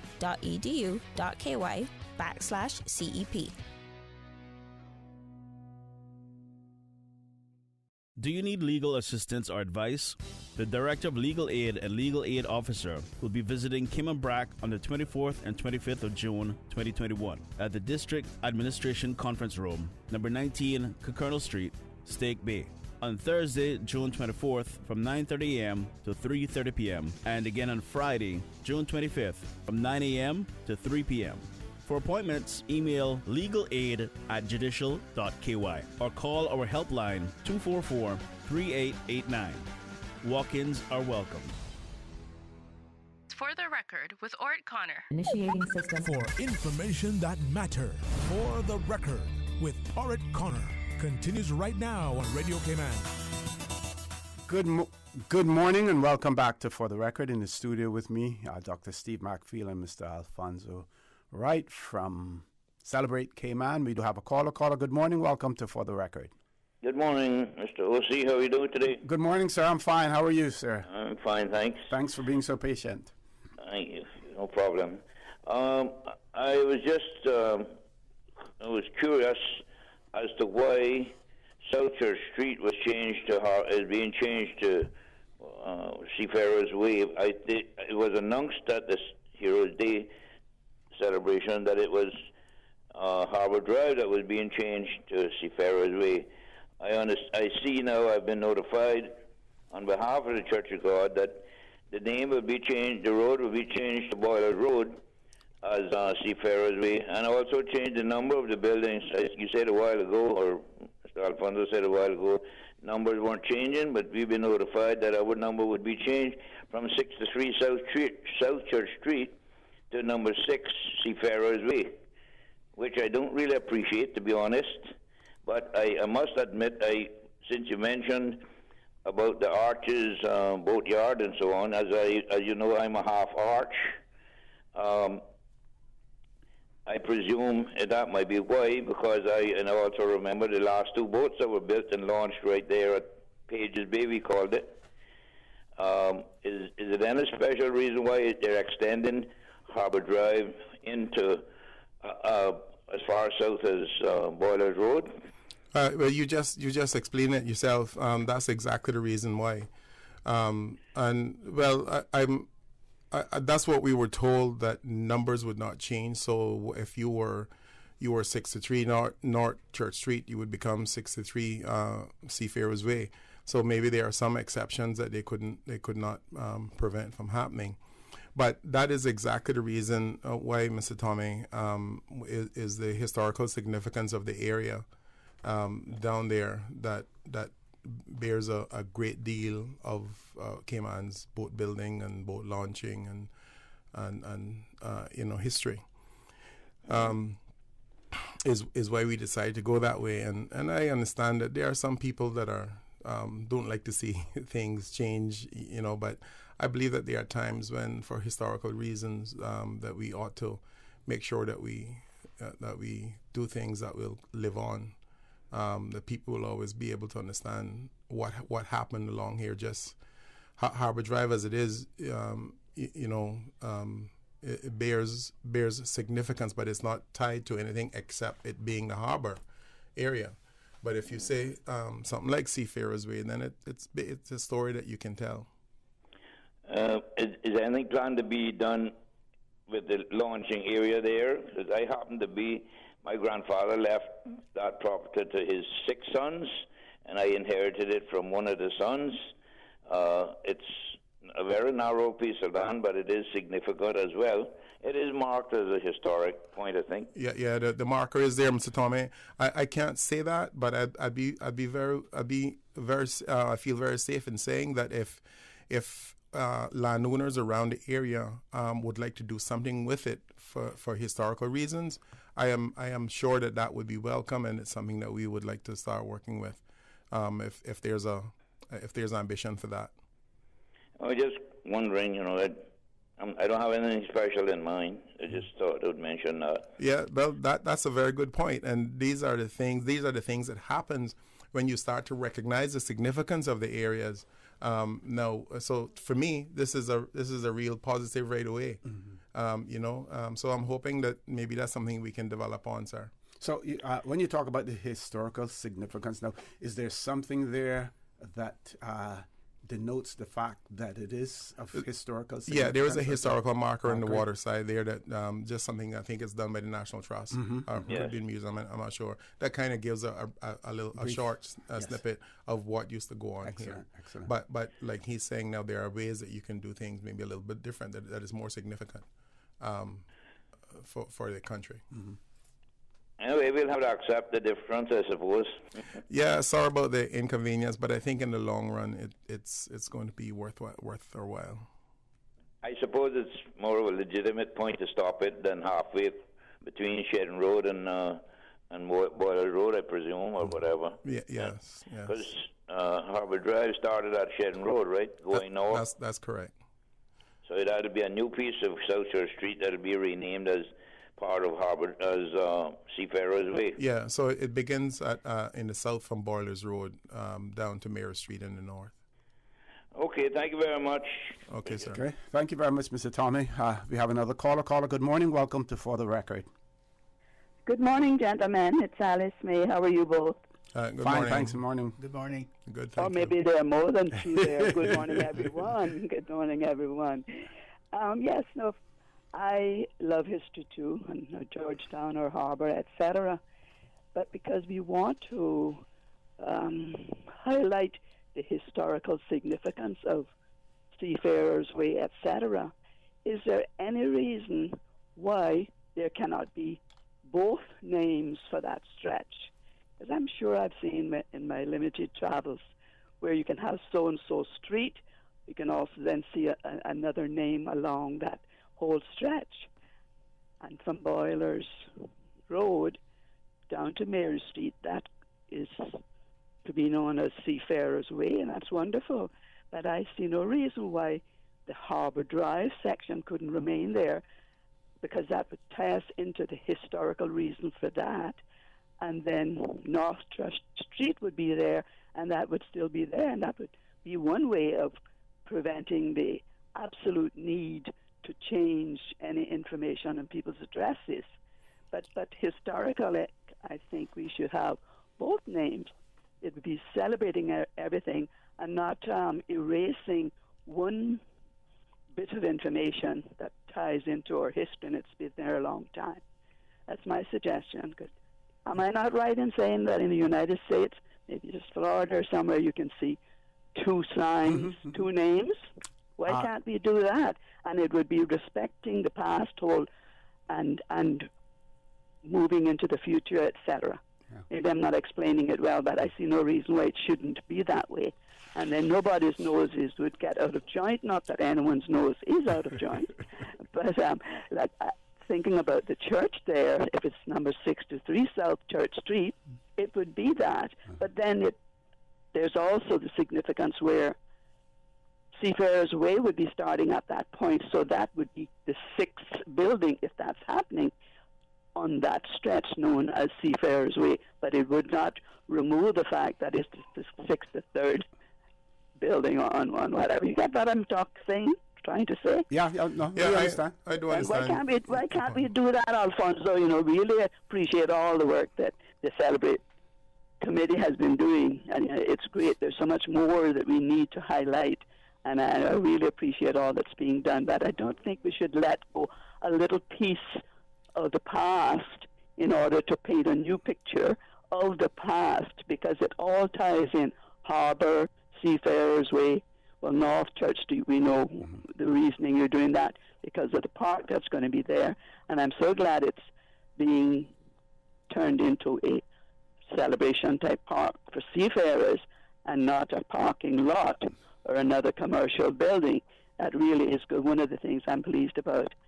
So I think a little consideration. Don't remove the signs that are there. Just add beautiful ones that show, hey, it's also known as Seafarers Way. Okay. Thank you. Thank you very much for that, Mr. Fonzo, Dr. Steve Macfield. We will discuss that further when we return from our headline news. So, folks, please stay tuned. For the Record, we'll be back shortly. I want to remind you that Mr. Fonzo is here with us, but we're going to keep the phone lines open as well to give you an opportunity to make some comments. Toll-free number 1-800-534-8255. Landlines 949-8037, 949-6990. Email for the record at one word for the record at candw.ky. WhatsApp us 925-3261, or simply follow us on YouTube by subscribing to Radio Cayman live stream. Top of the hour headline news. We will be back shortly. Continuing the Caymanian tradition. Let Cora keep my ground so clean. The heart and soul of the Cayman people. Thank you for keeping the culture alive. Let's spread the news every day. From East End to Georgetown, down into West Bay. Radio Cayman in the Cayman Islands. Today's biggest news. Radio Cayman. Your voice, your choice. No. Radio Cayman's newsroom. Today's biggest news. Government reported the results of 293 COVID-19 tests on Tuesday. All came back negative. So far, almost 90,000 vaccines have been given locally, with about 67% of the estimated population having gotten at least one dose of the vaccine. Hong Kong's largest pro-democracy paper, Apple Daily, has announced its closure in a blow to media freedom in the city. The tabloid's offices were raided last week over allegations that several reports had breached a controversial national security law. Police detained the chief editor and 5 other executives, and company-linked assets were frozen. The publication had become a leading critic of the Hong Kong and Chinese leadership. The U.S. has taken down dozens of Iranian and Iran-linked news sites, which it accuses of spreading disinformation. The sites had been replaced on Tuesday with notices saying they'd been seized as part of a law enforcement action. They include Iran's state-run English-language channel Press TV. Several were back online within hours with new domain addresses. Those are your headlines. I'm Karsley Fuller. For the latest in news and information, follow Radio Cayman on social media, Facebook, Instagram, Twitter. Download the Radio Cayman app or log on to our website, radiocayman.gov.ky. For the record with Ort Connor. Initiating system. For information that matters. For the record with Ort Connor. Continues right now on Radio Cayman. Good morning. Welcome back to For the Record. We do have another caller. Caller, good morning. Welcome to For the Record. Yes, good morning, O.C. Hey, morning. How are you doing? Not too bad. How are you? I'm good. And thanks for everything. Yeah, no problem. Anytime. Yeah, good morning to your guests or your panel. Good morning, sir. Good morning. Yes, I can appreciate the fact that this park is being sort of set up for the seamen. Mm-hmm. But to change up the whole waterfront to accommodate the seafarers' way, I mean, we want to sort of seem to eliminate some history to sort of reflect on the present and the future. But what drives me to sort of think about these situations are that, you know, the National Trust, they're responsible for sort of restoring buildings and places and stuff like that. Am I correct in saying that? I think they play a part in recognizing and designating thing. Well, according to what I've seen up here, took place over a few years ago. I'm sure I'm correct in saying there was a National Trust that was in charge of restoring this sort of historical house up here. And I mean, I watched the guys, they work, and they had that place like spick and span. I mean, inside and outside. I mean, I haven't been inside since it's been closed for years now. But the building is just, the bush is going up around it. Just recently somebody right there and chopped down some bush around it. But the place is locked up all the time. So I wonder if they just restore these buildings, and I wouldn't say waste a lot of money, but if you go restore something, at least put it where it can be used. You know, I don't understand why you go restore something and lock it up. I just don't understand that. You know, and then rats and everything else take it over. I mean, next 25 years, we need to restore this house again. I mean, that really doesn't make sense to me. So, but do you think Do you think that there could be some community involvement in that as well, rather than just leaving it up to the National Trust? I would think something like that would be sort of appreciated by the community. Yeah. With all the people that is coming up here and wanting to come up here, they can't come up here because there's no accommodations to accommodate the majority of the people that coming up here or want to.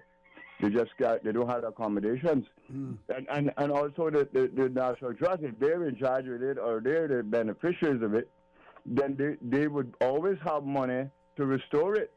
You understand? Well, caller, what you're suggesting tells me is that's why we need to have things like district councils. If you had district councils, they would take care of things like that. But you should ask your politicians why there are no district councils in your district, even though the Constitution calls on them from 2009. and most we have most all of the other institutions that the Constitution called for established already, except for district councils, to advise the elected members of the district. But it seemed to me that elected members do not want anyone to advise them. Otherwise, they would have had district councils in if it had been benefiting them a long time. There, because I mean, I hate to see things like that. I mean, the house that we moved up into when we came up in here, according to some people, the house is over 100 years old. And we got to put it livable, and I enjoy living in a house with, I guess, so much history behind it, you know.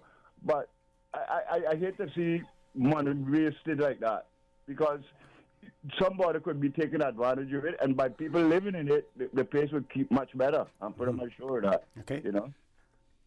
Thank you very much. Thank you very much for that. And before the show is over, I have gone to the National Trust website, and I will share with our listening and viewing audience the remit of the National Trust as well. Meanwhile, we have 3 callers queued up. Mr. Fonzo, you come on the show and you stir things up. And you well, I do, but can you give me a few minutes before you could take the call? Sure. I just want to say I understand that sometimes we are all... we don't. A lot of us don't like change, but I think that sometimes we must accept change. Yeah. And a lot of times things change for better. Yeah. And I think if we go back and we understand, you and Mr. Macfield both went to sea, and the people who have made those sacrifices, the people who have helped to contribute to the building of the Cayman Islands, who risked their lives, who went out there, made a living, of course, but it wasn't an easy living. If you understand, if you take that into context with the development of this country, you would better appreciate the name Seafarer's Way. Yeah. That you're enshrining forever a memorial to these people who were responsible for the bedrock start for our little country here. And while I understand the semantics of all of it, that, why change the name, why do it this way, maybe we can we can have 2 names.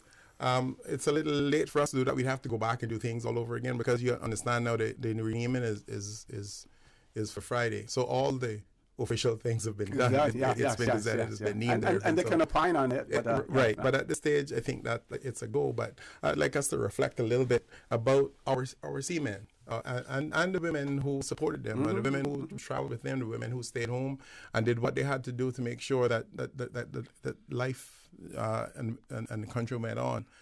You get a little bit different perspective if you are a seaman and understand what's happening on the waterfront. Sure. And this thing about Harbour Drive, I don't know when Harbour Drive came about.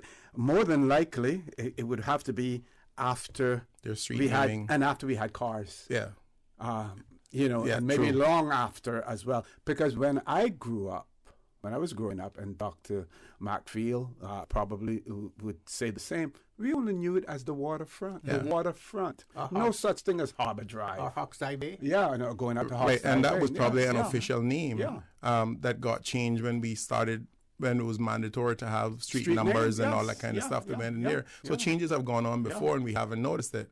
But because you make a celebration out of what we're doing now, people look at it and they find the negative parts of it. But I think it's all good. And at the end, I think we're all going to appreciate it. Exactly. Let's go to the phone lines. And callers, remember, we have someone queued up behind you, so please be as brief as possible. Good morning. Welcome to For the Record. Hello. Good morning. Good morning. I got one little suggestion. I know many people mightn't agree with it. Will agree, and well, I don't care, but they talking about renaming this and naming that and naming the next thing. Well, I think that something should be named after Mr. Kirkland Nixon, because it seems to me like he's dead and rotten and forgotten, because he was a big man in this society. He contribute a lot to the island too, and I think the Sport Newlands, he left 300 orchids, and it should be named Kirkland Nixon Boulevard, or they should put a statue by the fire station with him, because they're naming this after schools after this one, this after the next one. Well, name something after him, because he was a big and good man in this island. And they even gave him an award in America. America recognized him more than his own island where he was born and bred. How good he had conducted some hurricane or something. I don't remember, but I know he got an award. If I think I'm telling stories, and I can. No, we don't have any reason to doubt you. They can contact his wife, Mel, because I'm getting kind of old, and two things I didn't used to do, and that's hard to forgive and don't forget, but I forget.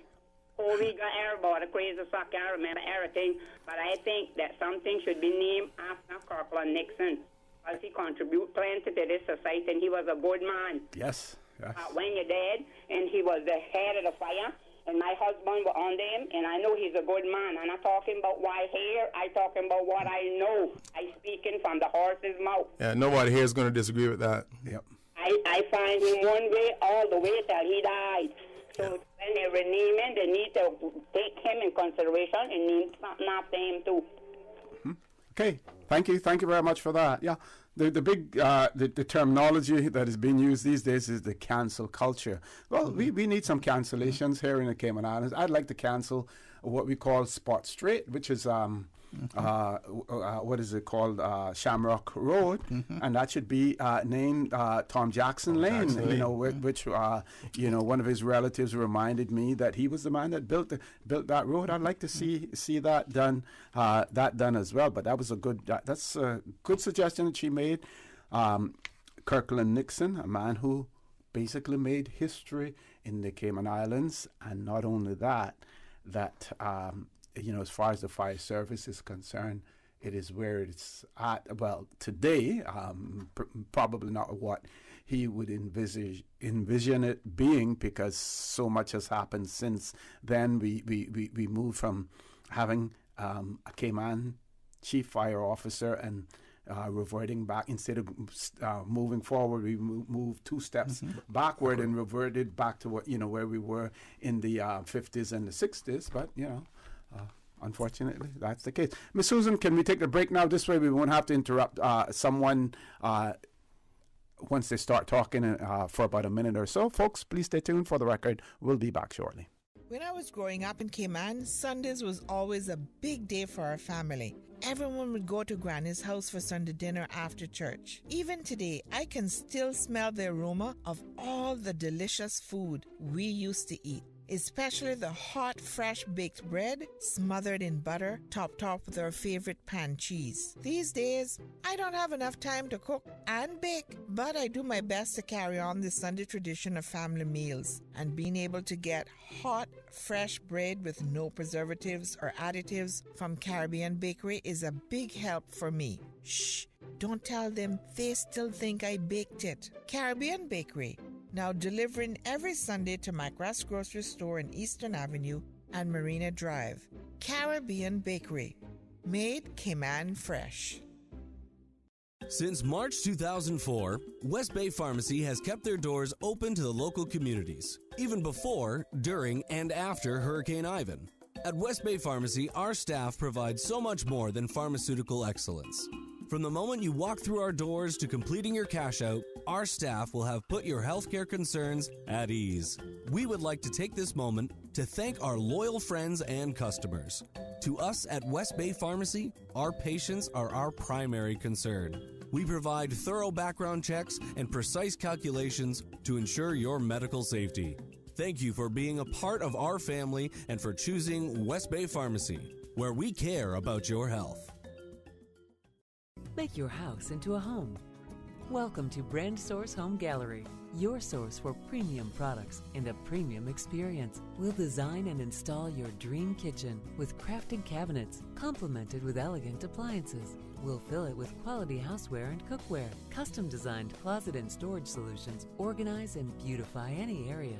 And with the finest bedding, you'll get a perfect night's sleep knowing Brand Source Home Gallery has everything you need to make your house a home. The West Bay Family Fair has something for everyone. Monday, July 5th, enjoy wholesome family fun with free admission to the inaugural West Bay Family Fair at the Ed Bush Stadium and West Bay Heritage Park. Bring your family and friends and learn how to make silver touch rope, blow a concord, or spin a gig. Local arts and crafts will be on sale, and vendors will offer up the best in traditional foods and treats for the kids. Kids of all ages will have their faces painted and participate in several sporting events with McGee's Adventure Park. But wait, there's more. Don't miss the early morning cycle race, the farmers market, live entertainment, awesome raffle prizes, and find out who will win the beautiful baby contest. Stay for the 2-mile fun run and walk and football tournament showcasing some of West Bay's legends. For more information, email noelw@candw.ky or call 916-2134. West Bay Family Fair, Monday, July 5th, Ed Bush Stadium, starting at 7 a.m. This advert is brought to you by Williams Productions and Radio Cayman.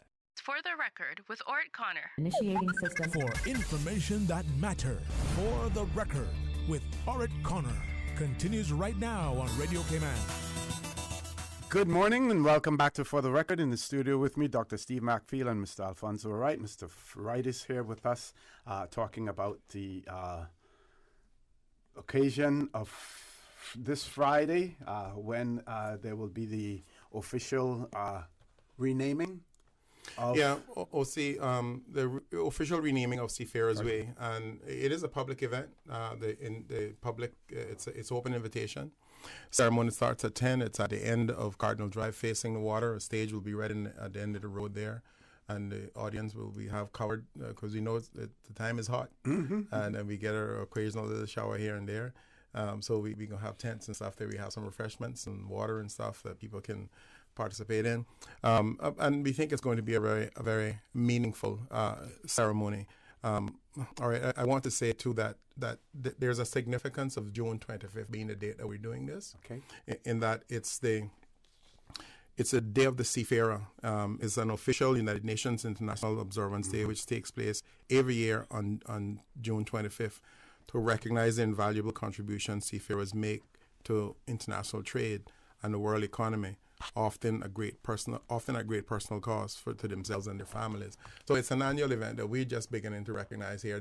The Seafaring Association here were mindful of it and used to make an observance of it. But so the date is significant that we just didn't throw it in any old way. It actually connected to seafaring. Yes. Is what we're doing. And I need to say this too, that I feel really bad that it's coming on the day that Mr. Roy is doing his stuff, because that's stuff that I wanted to participate in as well. But it's just one of those things. It's the date that was set for us. I just want to quickly go through the little program. I spoke a bit to it, but we will have the prayer and dedication will be by Pastor Vincent Rose, also a seafarer. Yes. His son, Samuel Rose, the Cabinet Secretary, will give remarks. We have a national song and some Tantino by Devon and Karen Eady. It's going to be up there. Remarks by Mr. Richard Arch. We have a poem that's going to be read by Nasaria Saku. It's been written by her mother, Miss Virginia Saku, and it's called Allotment Day. Okay? And for those who don't know what allotment is. So we're keeping the whole thing meaningful. This is something that she penned, Miss Virginia penned herself. And you need to listen closer to it. You need to listen closer to Mr. Arch's stories as well. And we will also have remarks by the president of the Seafarers Association, Mr. Dennison Tibbetts, and then the Honorable Premier, and then the unveiling of that street sign right in the corner of Cardinal and now Harbour Drive. There's a sign right there. That's going to be the official unveiling of the new signs. But there are 5 other locations along the way that we will also have members of Parliament and seafarers will also do unveiling at those. So it's going to be a full morning. And so we want to beg, for forgiveness for having to close the road at 9 o'clock, but we did our best to not make it too disruptive. But they'll be open back at 12. But for the general public, please come out. Even if you're just working in town and you can walk down there and participate in the little ceremony, I think it's something that you will be glad that you did. Certainly. For those, I promised that we would talk about, give something about the National Trust, because for those who do not necessarily appreciate the National Trust, the remit of the National Trust. On their website, it says that the National Trust for the Cayman Islands was established in 1987 with the purpose to preserve natural environments and places of historic significance for present and future generations of the Cayman Islands.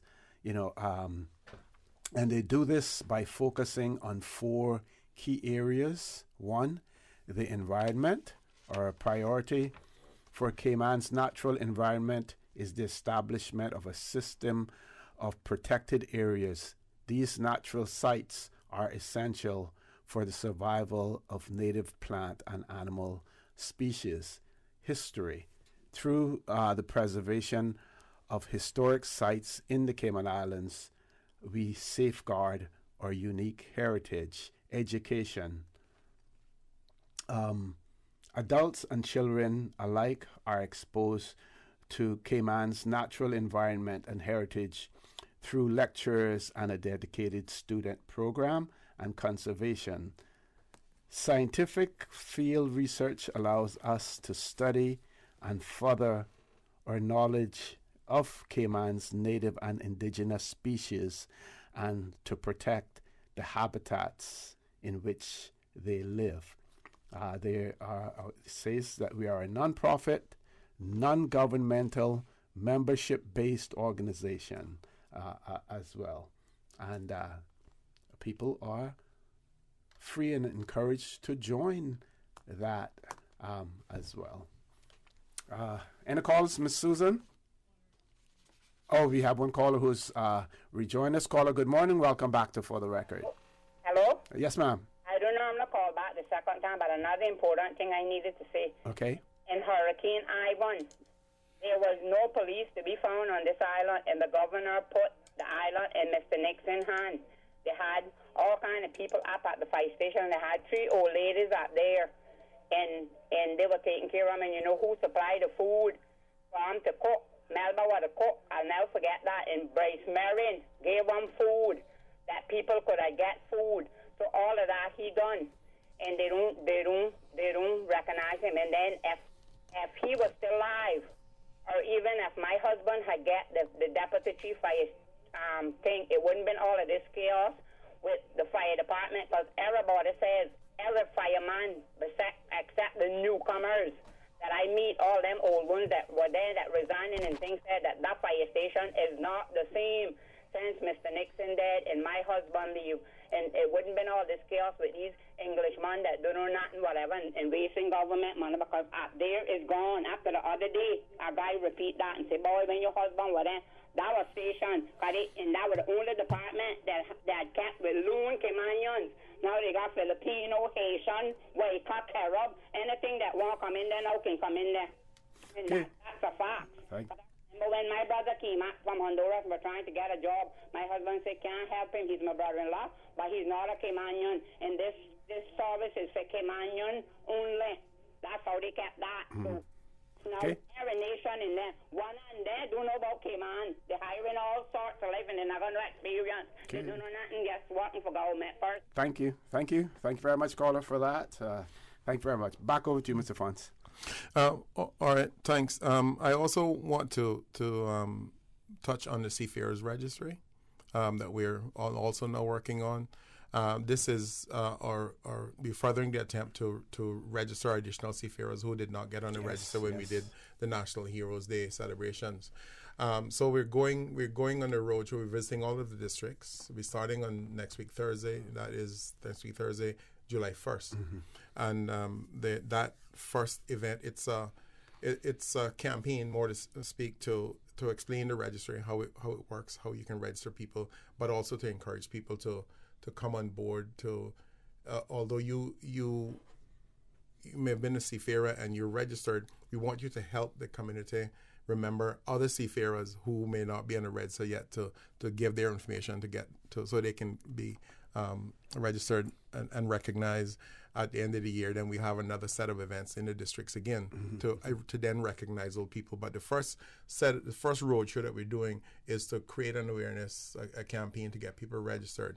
Once that is done, then we put all that together. We go back out and we honor them. So I just want to give a couple of dates. July 1st, that's next Thursday. They're going to be on Thursdays every week. Thursday it's going to be from 4 to 7 p.m. And it's East End on Thursday, July 1st. Northside is the Northside Civic Center. It's East End Civic Center. Okay. Northside Civic Center on Thursday, July 8th. And we'll be in Cayman at the Veterans and Seaman Society Hall on Thursday, July 15th. Bordentown at the Church of God Chapel Church Hall on Thursday, July 22nd. West Bay at the Turtle Center on Thursday, the 29th of July. And in Georgetown at Constitution Hall, this is on Thursday, August 5th. Along with this, OC, we're going to have Cynical will be out explaining, because this is primarily to do with our seafarers and the older community, explaining the registration process, ex gratia payments, and all that kind of stuff. They'll have a booth there. The Lions Club of Grand Cayman will also be doing health checks and diabetes, excellent. PSA testing. The Heart Fund people we're hoping to have there. Lions will be doing some eye testing, and I did say diabetes and a couple of other things that booths are going to be there. So it's going to be a wholesome evening. Great.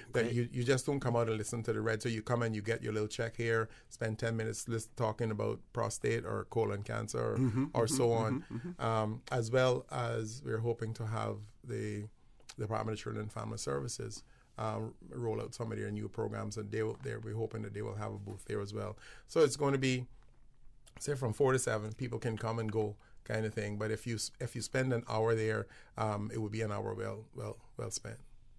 Excellent, okay. Excellent. That's a good idea to combine all of that. Makes it certainly more, not only making it more attractive, but you actually providing all of those services at one place. Yeah. Absolutely. Yeah. Doc, any comments in relation to that? No, I think that's a great idea. There are a lot of people, seafarers, I think, especially when I was on the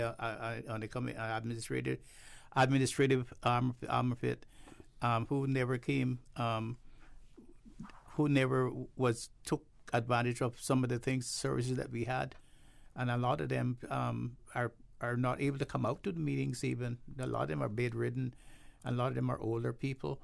But I just would like to ask Mr. Wright something that I have been discussing with other members of the society, not only seafarers, but other members of society. I think I've discussed it with you also. I go to a lot of the government buildings, and I see so many security people opening the doors for you to get in and people opening the doors for you to leave, and they're not Caymanians. And I wonder, why is it that some of these seafarers are still sturdy, some of them are still healthy and strong, and it seems to me that it would be supplemental to their income if they could get to those jobs. Those jobs, I understand perhaps why they don't. They're not paid much. I think maybe $6 or $7 an hour or something. Why is it that that they can't hire those give seafarers those jobs? Seafarers they did watches on ships and stuff, and so they know how to stand around and do things. Why is it that they can't wear the little uniform and supplement their income with these jobs like security at these different places at the WORC and at the government administration building and all these other places? I don't understand that. Why is it that that's not that's not happening? Well, I know that you know that I can't answer that, but nevertheless, it is something that I think it's good to have it ventilated. And I will say that I do recall the Tower Building, Mr. Marty Barton being security down there, Mr. Royal Anderson and Mr. Austin Bothwell working here at the old Glass House, and so on. So those things are possible. I don't know why, but I hope that it's something that can be considered, because I do know that there's a lot of them who are still able to work, but maybe can't find meaningful employment in other ways that they're comfortable. Well, so that should be those jobs should be specific, not specific, but they should have first priority for those jobs, just because they were former workers, and that job is not something as stressful, that it just means that their presence be present and turn up there. I don't see why is it that you need all of these people from all these other places when you have all of these hundreds of men that are still, some of them are still young, some of them are still vulnerable. They can put on a uniform.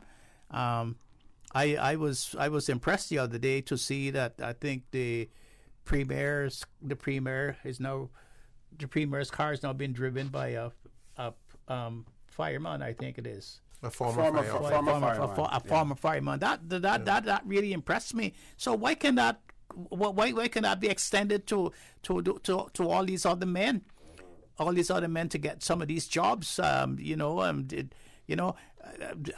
I have said, and I always say, politics is not a cowardly pursuit, and you have to make some hard decisions sometimes, and that's not a hard decision to make. To give them work and to supplement the $800 a month that they're getting income or whatever it is. I think people who do want to discuss it is politically vulnerable. Okay, we're going to take a commercial break, and we do have a caller on hold. Folks, please stay tuned. For the record, we'll be back shortly. Did you know that defective airbags can cause serious injury or even death if not repaired immediately? Right now, millions of vehicles around the world are under recall for faulty Takata airbags, and yours could be one of them. At Vant Motors, our priority is to make sure the Toyota or Ford you drive is safe. So we are offering customers a free, fast, and easy airbag swap out if your vehicle was manufactured in 2016 or earlier. Find out if you need to have new airbags installed by emailing your Ford or Toyota vehicle's VIN or vehicle identification number to service@vantmotors.com, or stop by Vamp's Service Center or call us at 949-2245. Don't risk it. Get the airbags in your Toyota or Ford checked for free at Vant Motors on Walkers Road.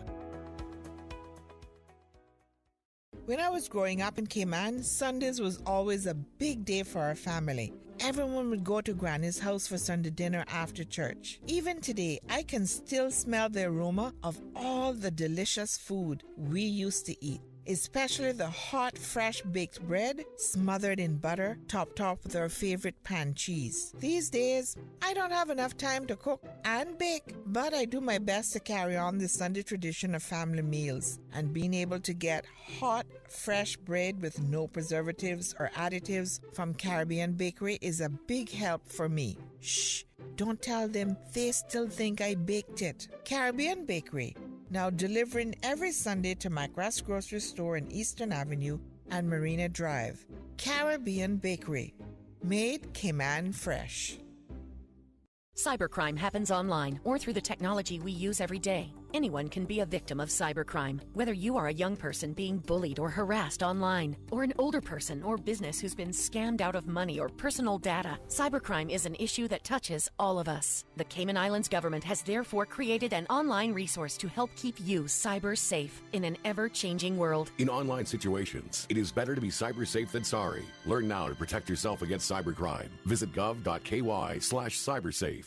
For the record, with Ort Connor. Initiating system. For information that matters. For the record, with Ort Connor. Continues right now on Radio Cayman. Good morning, and welcome back to For the Record. Two callers. Let's grab those callers. First caller, good morning. Welcome to For the Record. Good morning, Mr. Wusi. How are you? Good morning, sir. How are you doing? And Dr. McPhail and Mr. Wright, how are you all doing today? Doing good, thank you. Okay. Yeah, that's good. Doc, I heard you ask a very, very important question.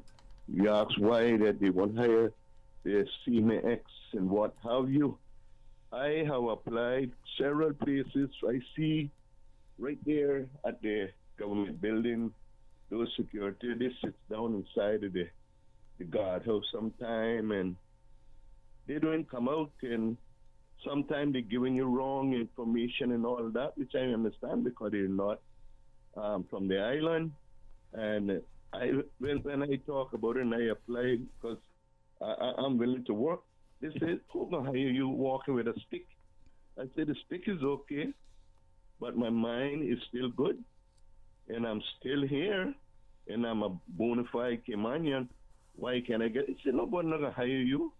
And I mean, it's not only up there, but several places that I see around that Caymanians, ex-seamen, ex-police officers, like myself, could get a job. But in hiring them, they bring them from overseas. I had a little incident a few weeks ago right there at the government building with a security guard where he was giving me wrong information, and I stood up by the door and I laughed and I said, excuse me, sir, you know where I was born?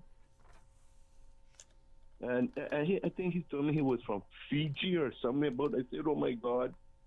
And, you know, it's very sad, gentlemen, to see, because there's still a lot of willing Caymanians, the lazy ones that want to work, and they want to hire them, and they always find a fault to import labor. What's wrong with us? That's the question I would like to ask. Thank you for asking that question, Mr. Mark. Thank you. Thank you very much, caller. Next caller, good morning. Welcome to For the Record. Hi, good morning, you gentlemen in studio there. Morning. First of all, I'd like to say that I am very, very pleased to see that they're leaving, that their present government is leaving Celebrate Cayman intact. I think it's some of the best money that we are spending, because we celebrate here, the nation in the world beside ourselves. Secondly, to chime in on Dr. McField's questions of why Caymanians, basically the with security guards, but we have to ask ourselves the question: how much are these security guards being paid? Are they being paid to where they can make as a livable wage? From some of the prices I hear knocking around about security guards, is ridiculous. So they import the labor, and you have capable Caymanians to do it, but the Caymanians cannot work for the price that these imported laborers is working for. So hence be the reason that you see in all our government institutions, we see all the foreign nationals being security guards. So I really think that until somebody goes with the iron fist and say, listen, this is going to stop. If we have a lot of Caymanians that can do those jobs, ex-police officers, other persons that are capable, but they need to be given a chance with a decent wage, not with paying a security firm X amount of dollars and they're exploiting labor from overseas in order to keep their costs on them. So that's my thoughts about that. Mm-hmm. Thank you very much, caller. For that as well, gentlemen. Mr. Fonzo, make sure you cover your whole agenda. I just want to again invite people. Friday morning, June 25th. It's National Seafarers Day, and it's the official renaming of sections of South and North Church Street and Harbor Drive to Seafarers Way. It's open invitation. We will be very happy to see a good turnout down there. We will have some refreshments, a little bit of entertainment. The program starts at 10, and it should be over by 11:30.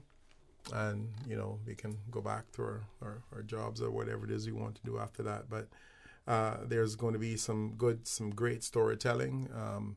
And it's not going to be live on radio, so we encourage people to come out, but it will be recorded for a replay on CIG TV at some point. But this is a wonderful historical event that we encourage people to participate in. We're hoping that the seafarers will find it possible to make their way down there. This is all about them.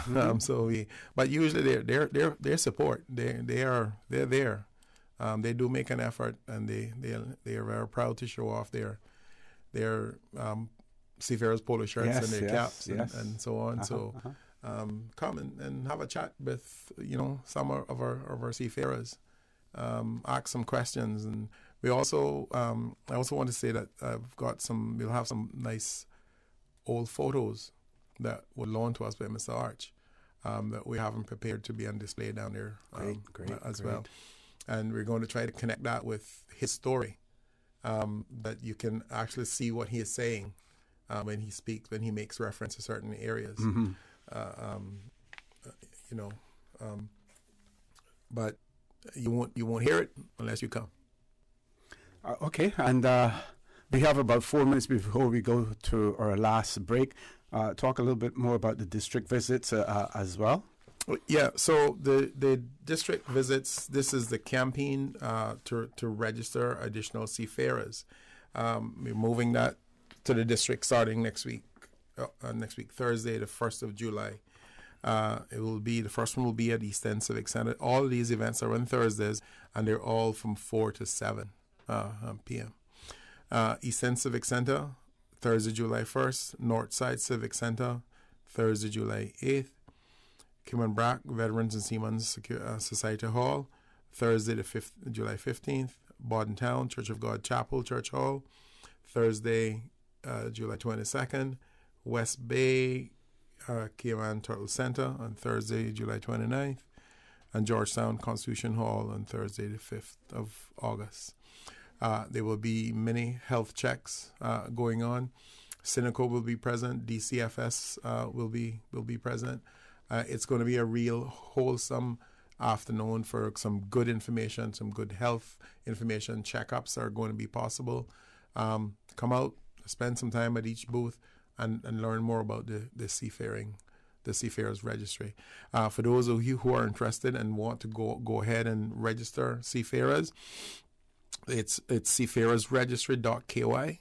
It's simple. It takes about 3 to 4 minutes to actually run through it. You should have all your information that you want to put up there ready, so that you don't have to go out and keep coming back in. But if you get all the information that you need, get that ready, sit down. It takes you about 3 minutes.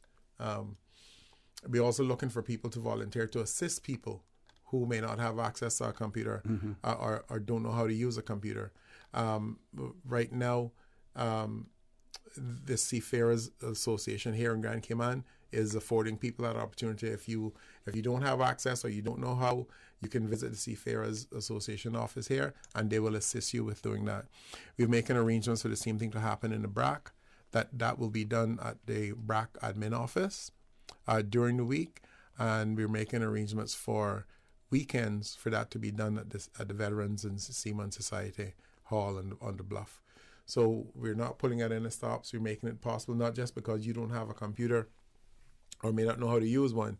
We can still help you. There's still ways for you to get your loved ones registered. Excellent. Okay, we're going to...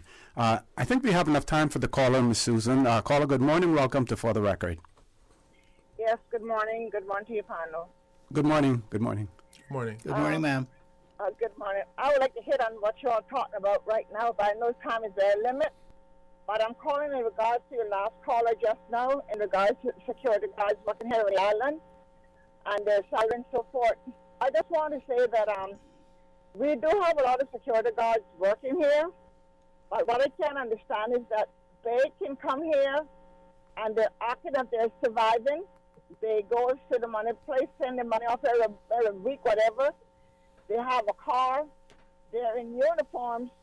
So they don't have to spend no money on clothes to a certain degree. And what money they're making, I don't know, but they are surviving. So our people want to get into that security business. They can survive too, to a degree.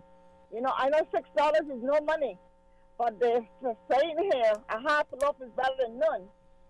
And then these people come here from a different country and can gain so much as we seeing and make believe that we're seeing, and we think that they are doing so much. We can do it too, But we got a problem. We are spoiled rotten because if mama got it, the child has it. You understand where I'm coming from?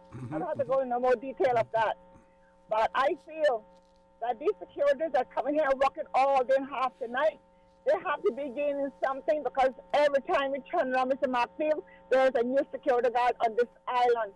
And it's not even a month when you see them driving a car. I don't care where the car is made, but they're driving a car.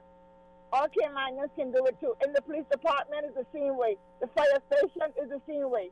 We need to get those three places back and put it under a lot of Caymanians because in these young Caymanian people, women and men, just floating around in loss.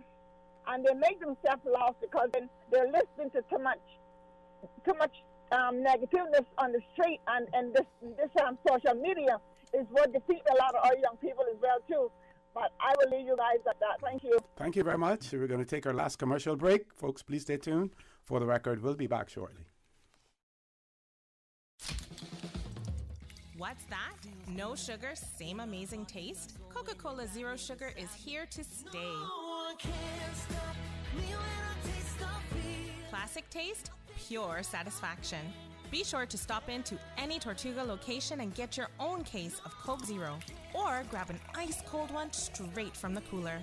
Brought to you by Tortuga Distributors Limited. Coca-Cola, taste the feeling, Cayman.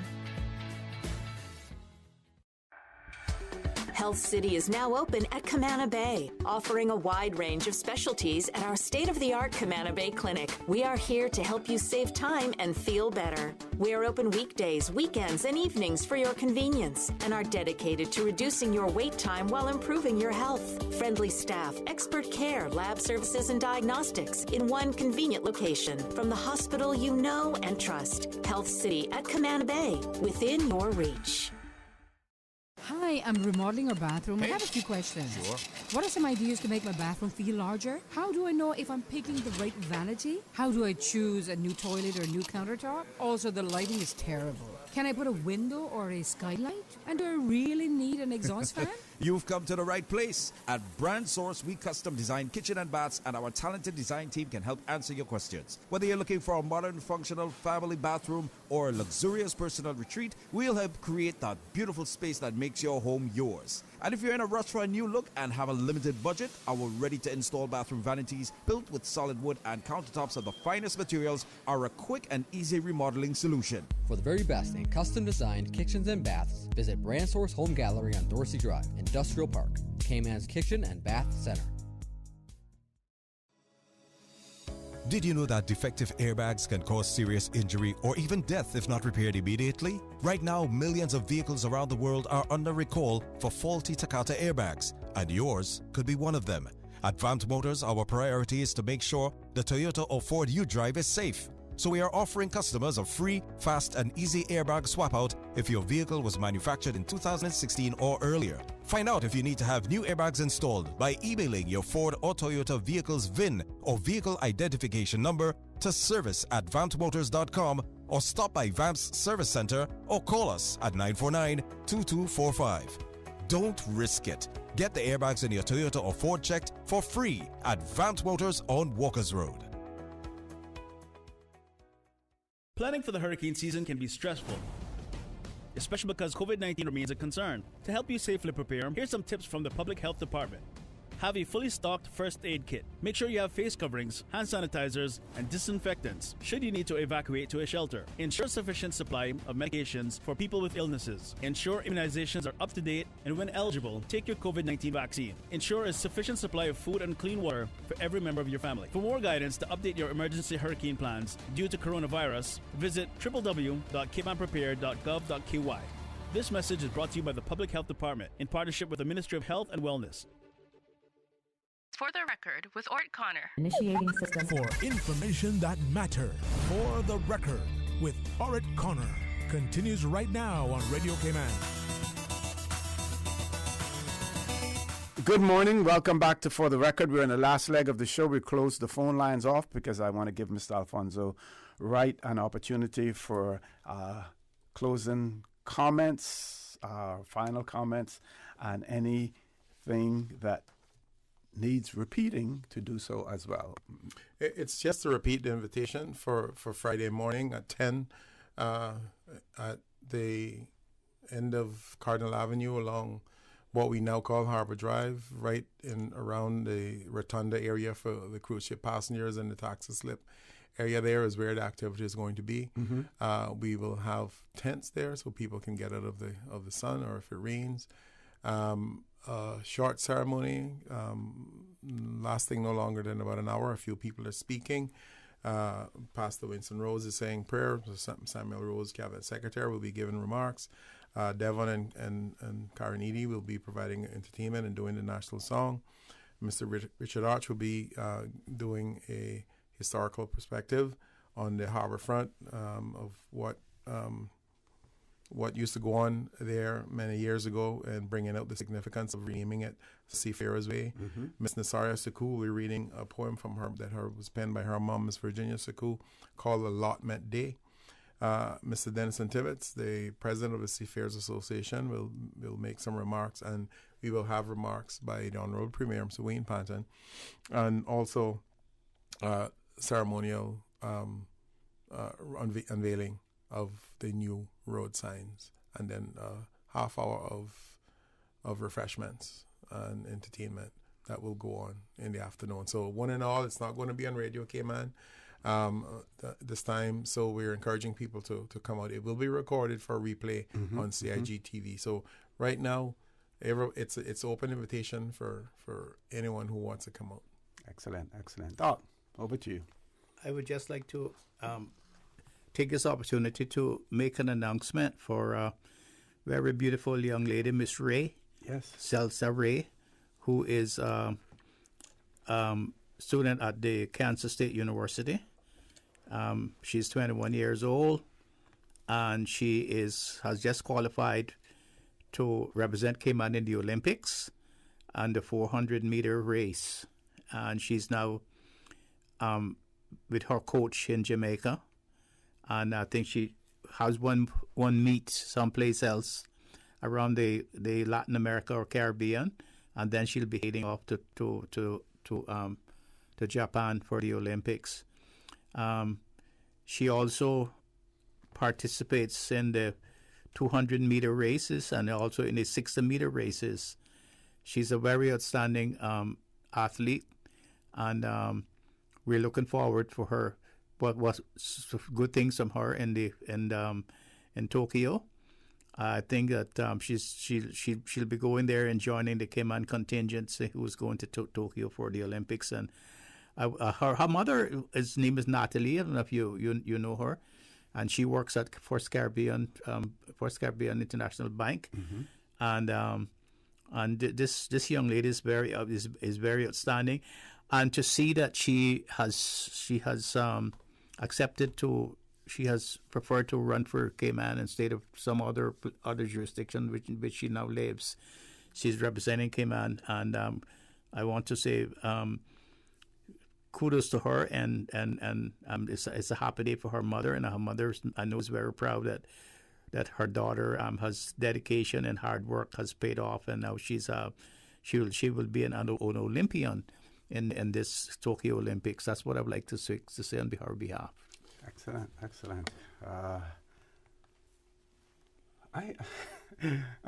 I'm just looking at this here, and you probably won't be able to comment too much on it. Looking at a Tradewinds newspaper here, Bank of Nova Scotia Trust invites offers for the following, and it looks like land, something may have been liquidated. Land in the district of West Bay known as Devil Race, the same being budded and bounded on the north by lands now formerly belonging to DK Weston, and measuring 600 feet more or less on the south side by lands now or formerly belonging to Dorothy Rolston, measuring 600 feet more or less on the east by lands now blah blah gives it. Then lands in spot shown on parcel 28 on the so-called Ray Bay Key Plan of Grenville, Benson, Greenall being most of the rest of the parcels, and then it looks like it may, I don't know if it was Benson Greenall's estate that was being liquidated or what. Then it had something. Cows, 2 in possession of Charles Lindbergh Eden at Savannah. 5 International Harvester 1954 stake body truck serial number. 1952 Martin flat top trailer rock crushing machine. That sounds like a quarrying. Offers in writing for any one or more of the above items should be sent in an envelope to the Bank of Nova Scotia Trust, Cayman Limited. Items 4 to 11 inclusive are sold as is and to be collected, and no representations, warranties, or conditions are made, expressed, or implied as to their condition. Seems as if the Bank of Nova Scotia in 1965 was liquidating somebody's estate. Property. Yeah, somebody's estate. Yeah, interesting. Interesting. No, I was scrolling through the these papers to see if any references made in any of them to Harbor Drive. I saw where the opening of the Grand Court and stuff like that, and of course that would have taken place on the waterfront there. But the reporters those days didn't even refer to street names, you know, in some of the stories. Because there were no harbor, there were no street names in those days. Yeah, a lot of the daughter language back then talked about Hog's Thighs. Yeah, is where they would make their reference, but they weren't in the road names back there. So Harbor Drive is a name that has come about in recent time. And I think Harbor Drive probably came about after the cruise ships started coming. They started to give it a fancy name. Okay.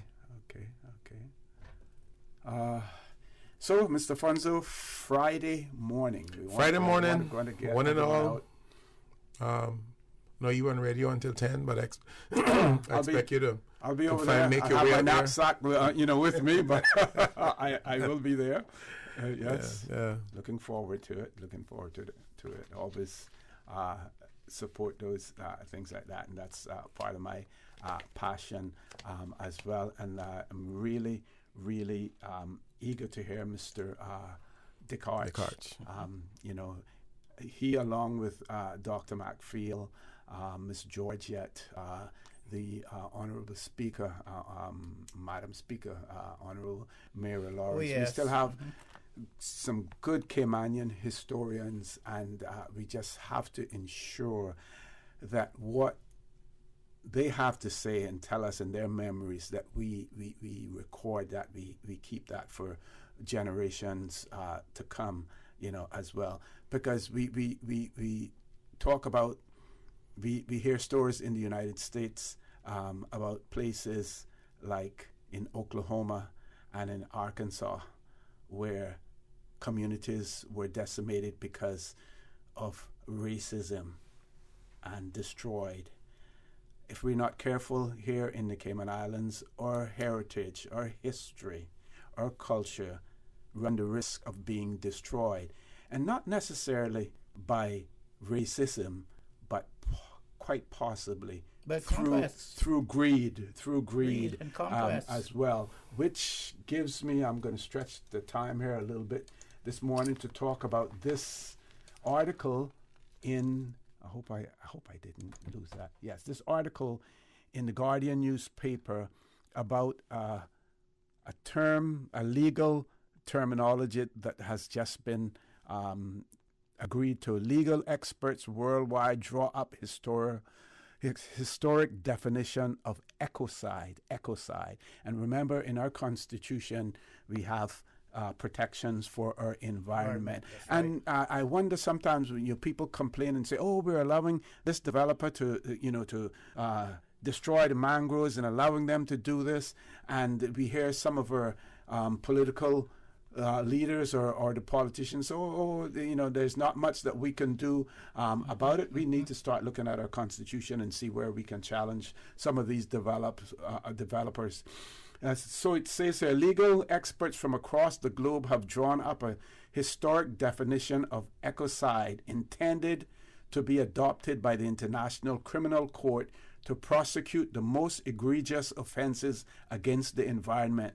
The draft law unveiled on Tuesday defines ecocide as unlawful or wanton acts committed with knowledge that there is a substantial likelihood of severe and widespread or long-term damage to the environment being caused by those acts. And I'm going to stop there because I don't have enough time, but I'm going to follow up on this because we seem to believe here in the Cayman Islands that our hands are tied, that we can't adopt legislation to prevent certain things, and when we do adopt it, it's going to be too late because the horse would have already bolted from the barn as well. So, gentlemen, Mr. Funtz, I want to thank you very much for being here. Look forward to Friday morning. Doc, I want to thank you as well, folks. I want to thank you for allowing Radio Cayman and by extension For the Record into your homes, into your vehicles as you traverse the busy roads of the Cayman Islands, into your places of work, wherever that may be. I also want to remind you that we are our brothers and our sisters' keepers. There is always someone out there who's less fortunate than we are, and I ask you to extend a helping hand to them. If you can't do that, then I suggest you donate to Word the Charity, because we always want to consider those who need, not necessarily those who want or even those who crave. So I say to you, have a great day. Continue to support your radio station, Radio Cayman. Join Sterling, Dwayne Ebanks at 12:15 for Talk Today, and as usual, we ask the good Lord to bless these three beautiful, wonderful Cayman Islands. For the Record is brought to you by Vamped Motors, the only authorized Ford and Toyota dealership serving the Cayman Islands. Coca-Cola, available across the Cayman Islands from Tortuga distributors. Accept no substitutes. Taste the feeling with Coca-Cola. Brand Source Home Gallery, inspiring luxury. Caribbean Bakery, made Cayman fresh. Health City,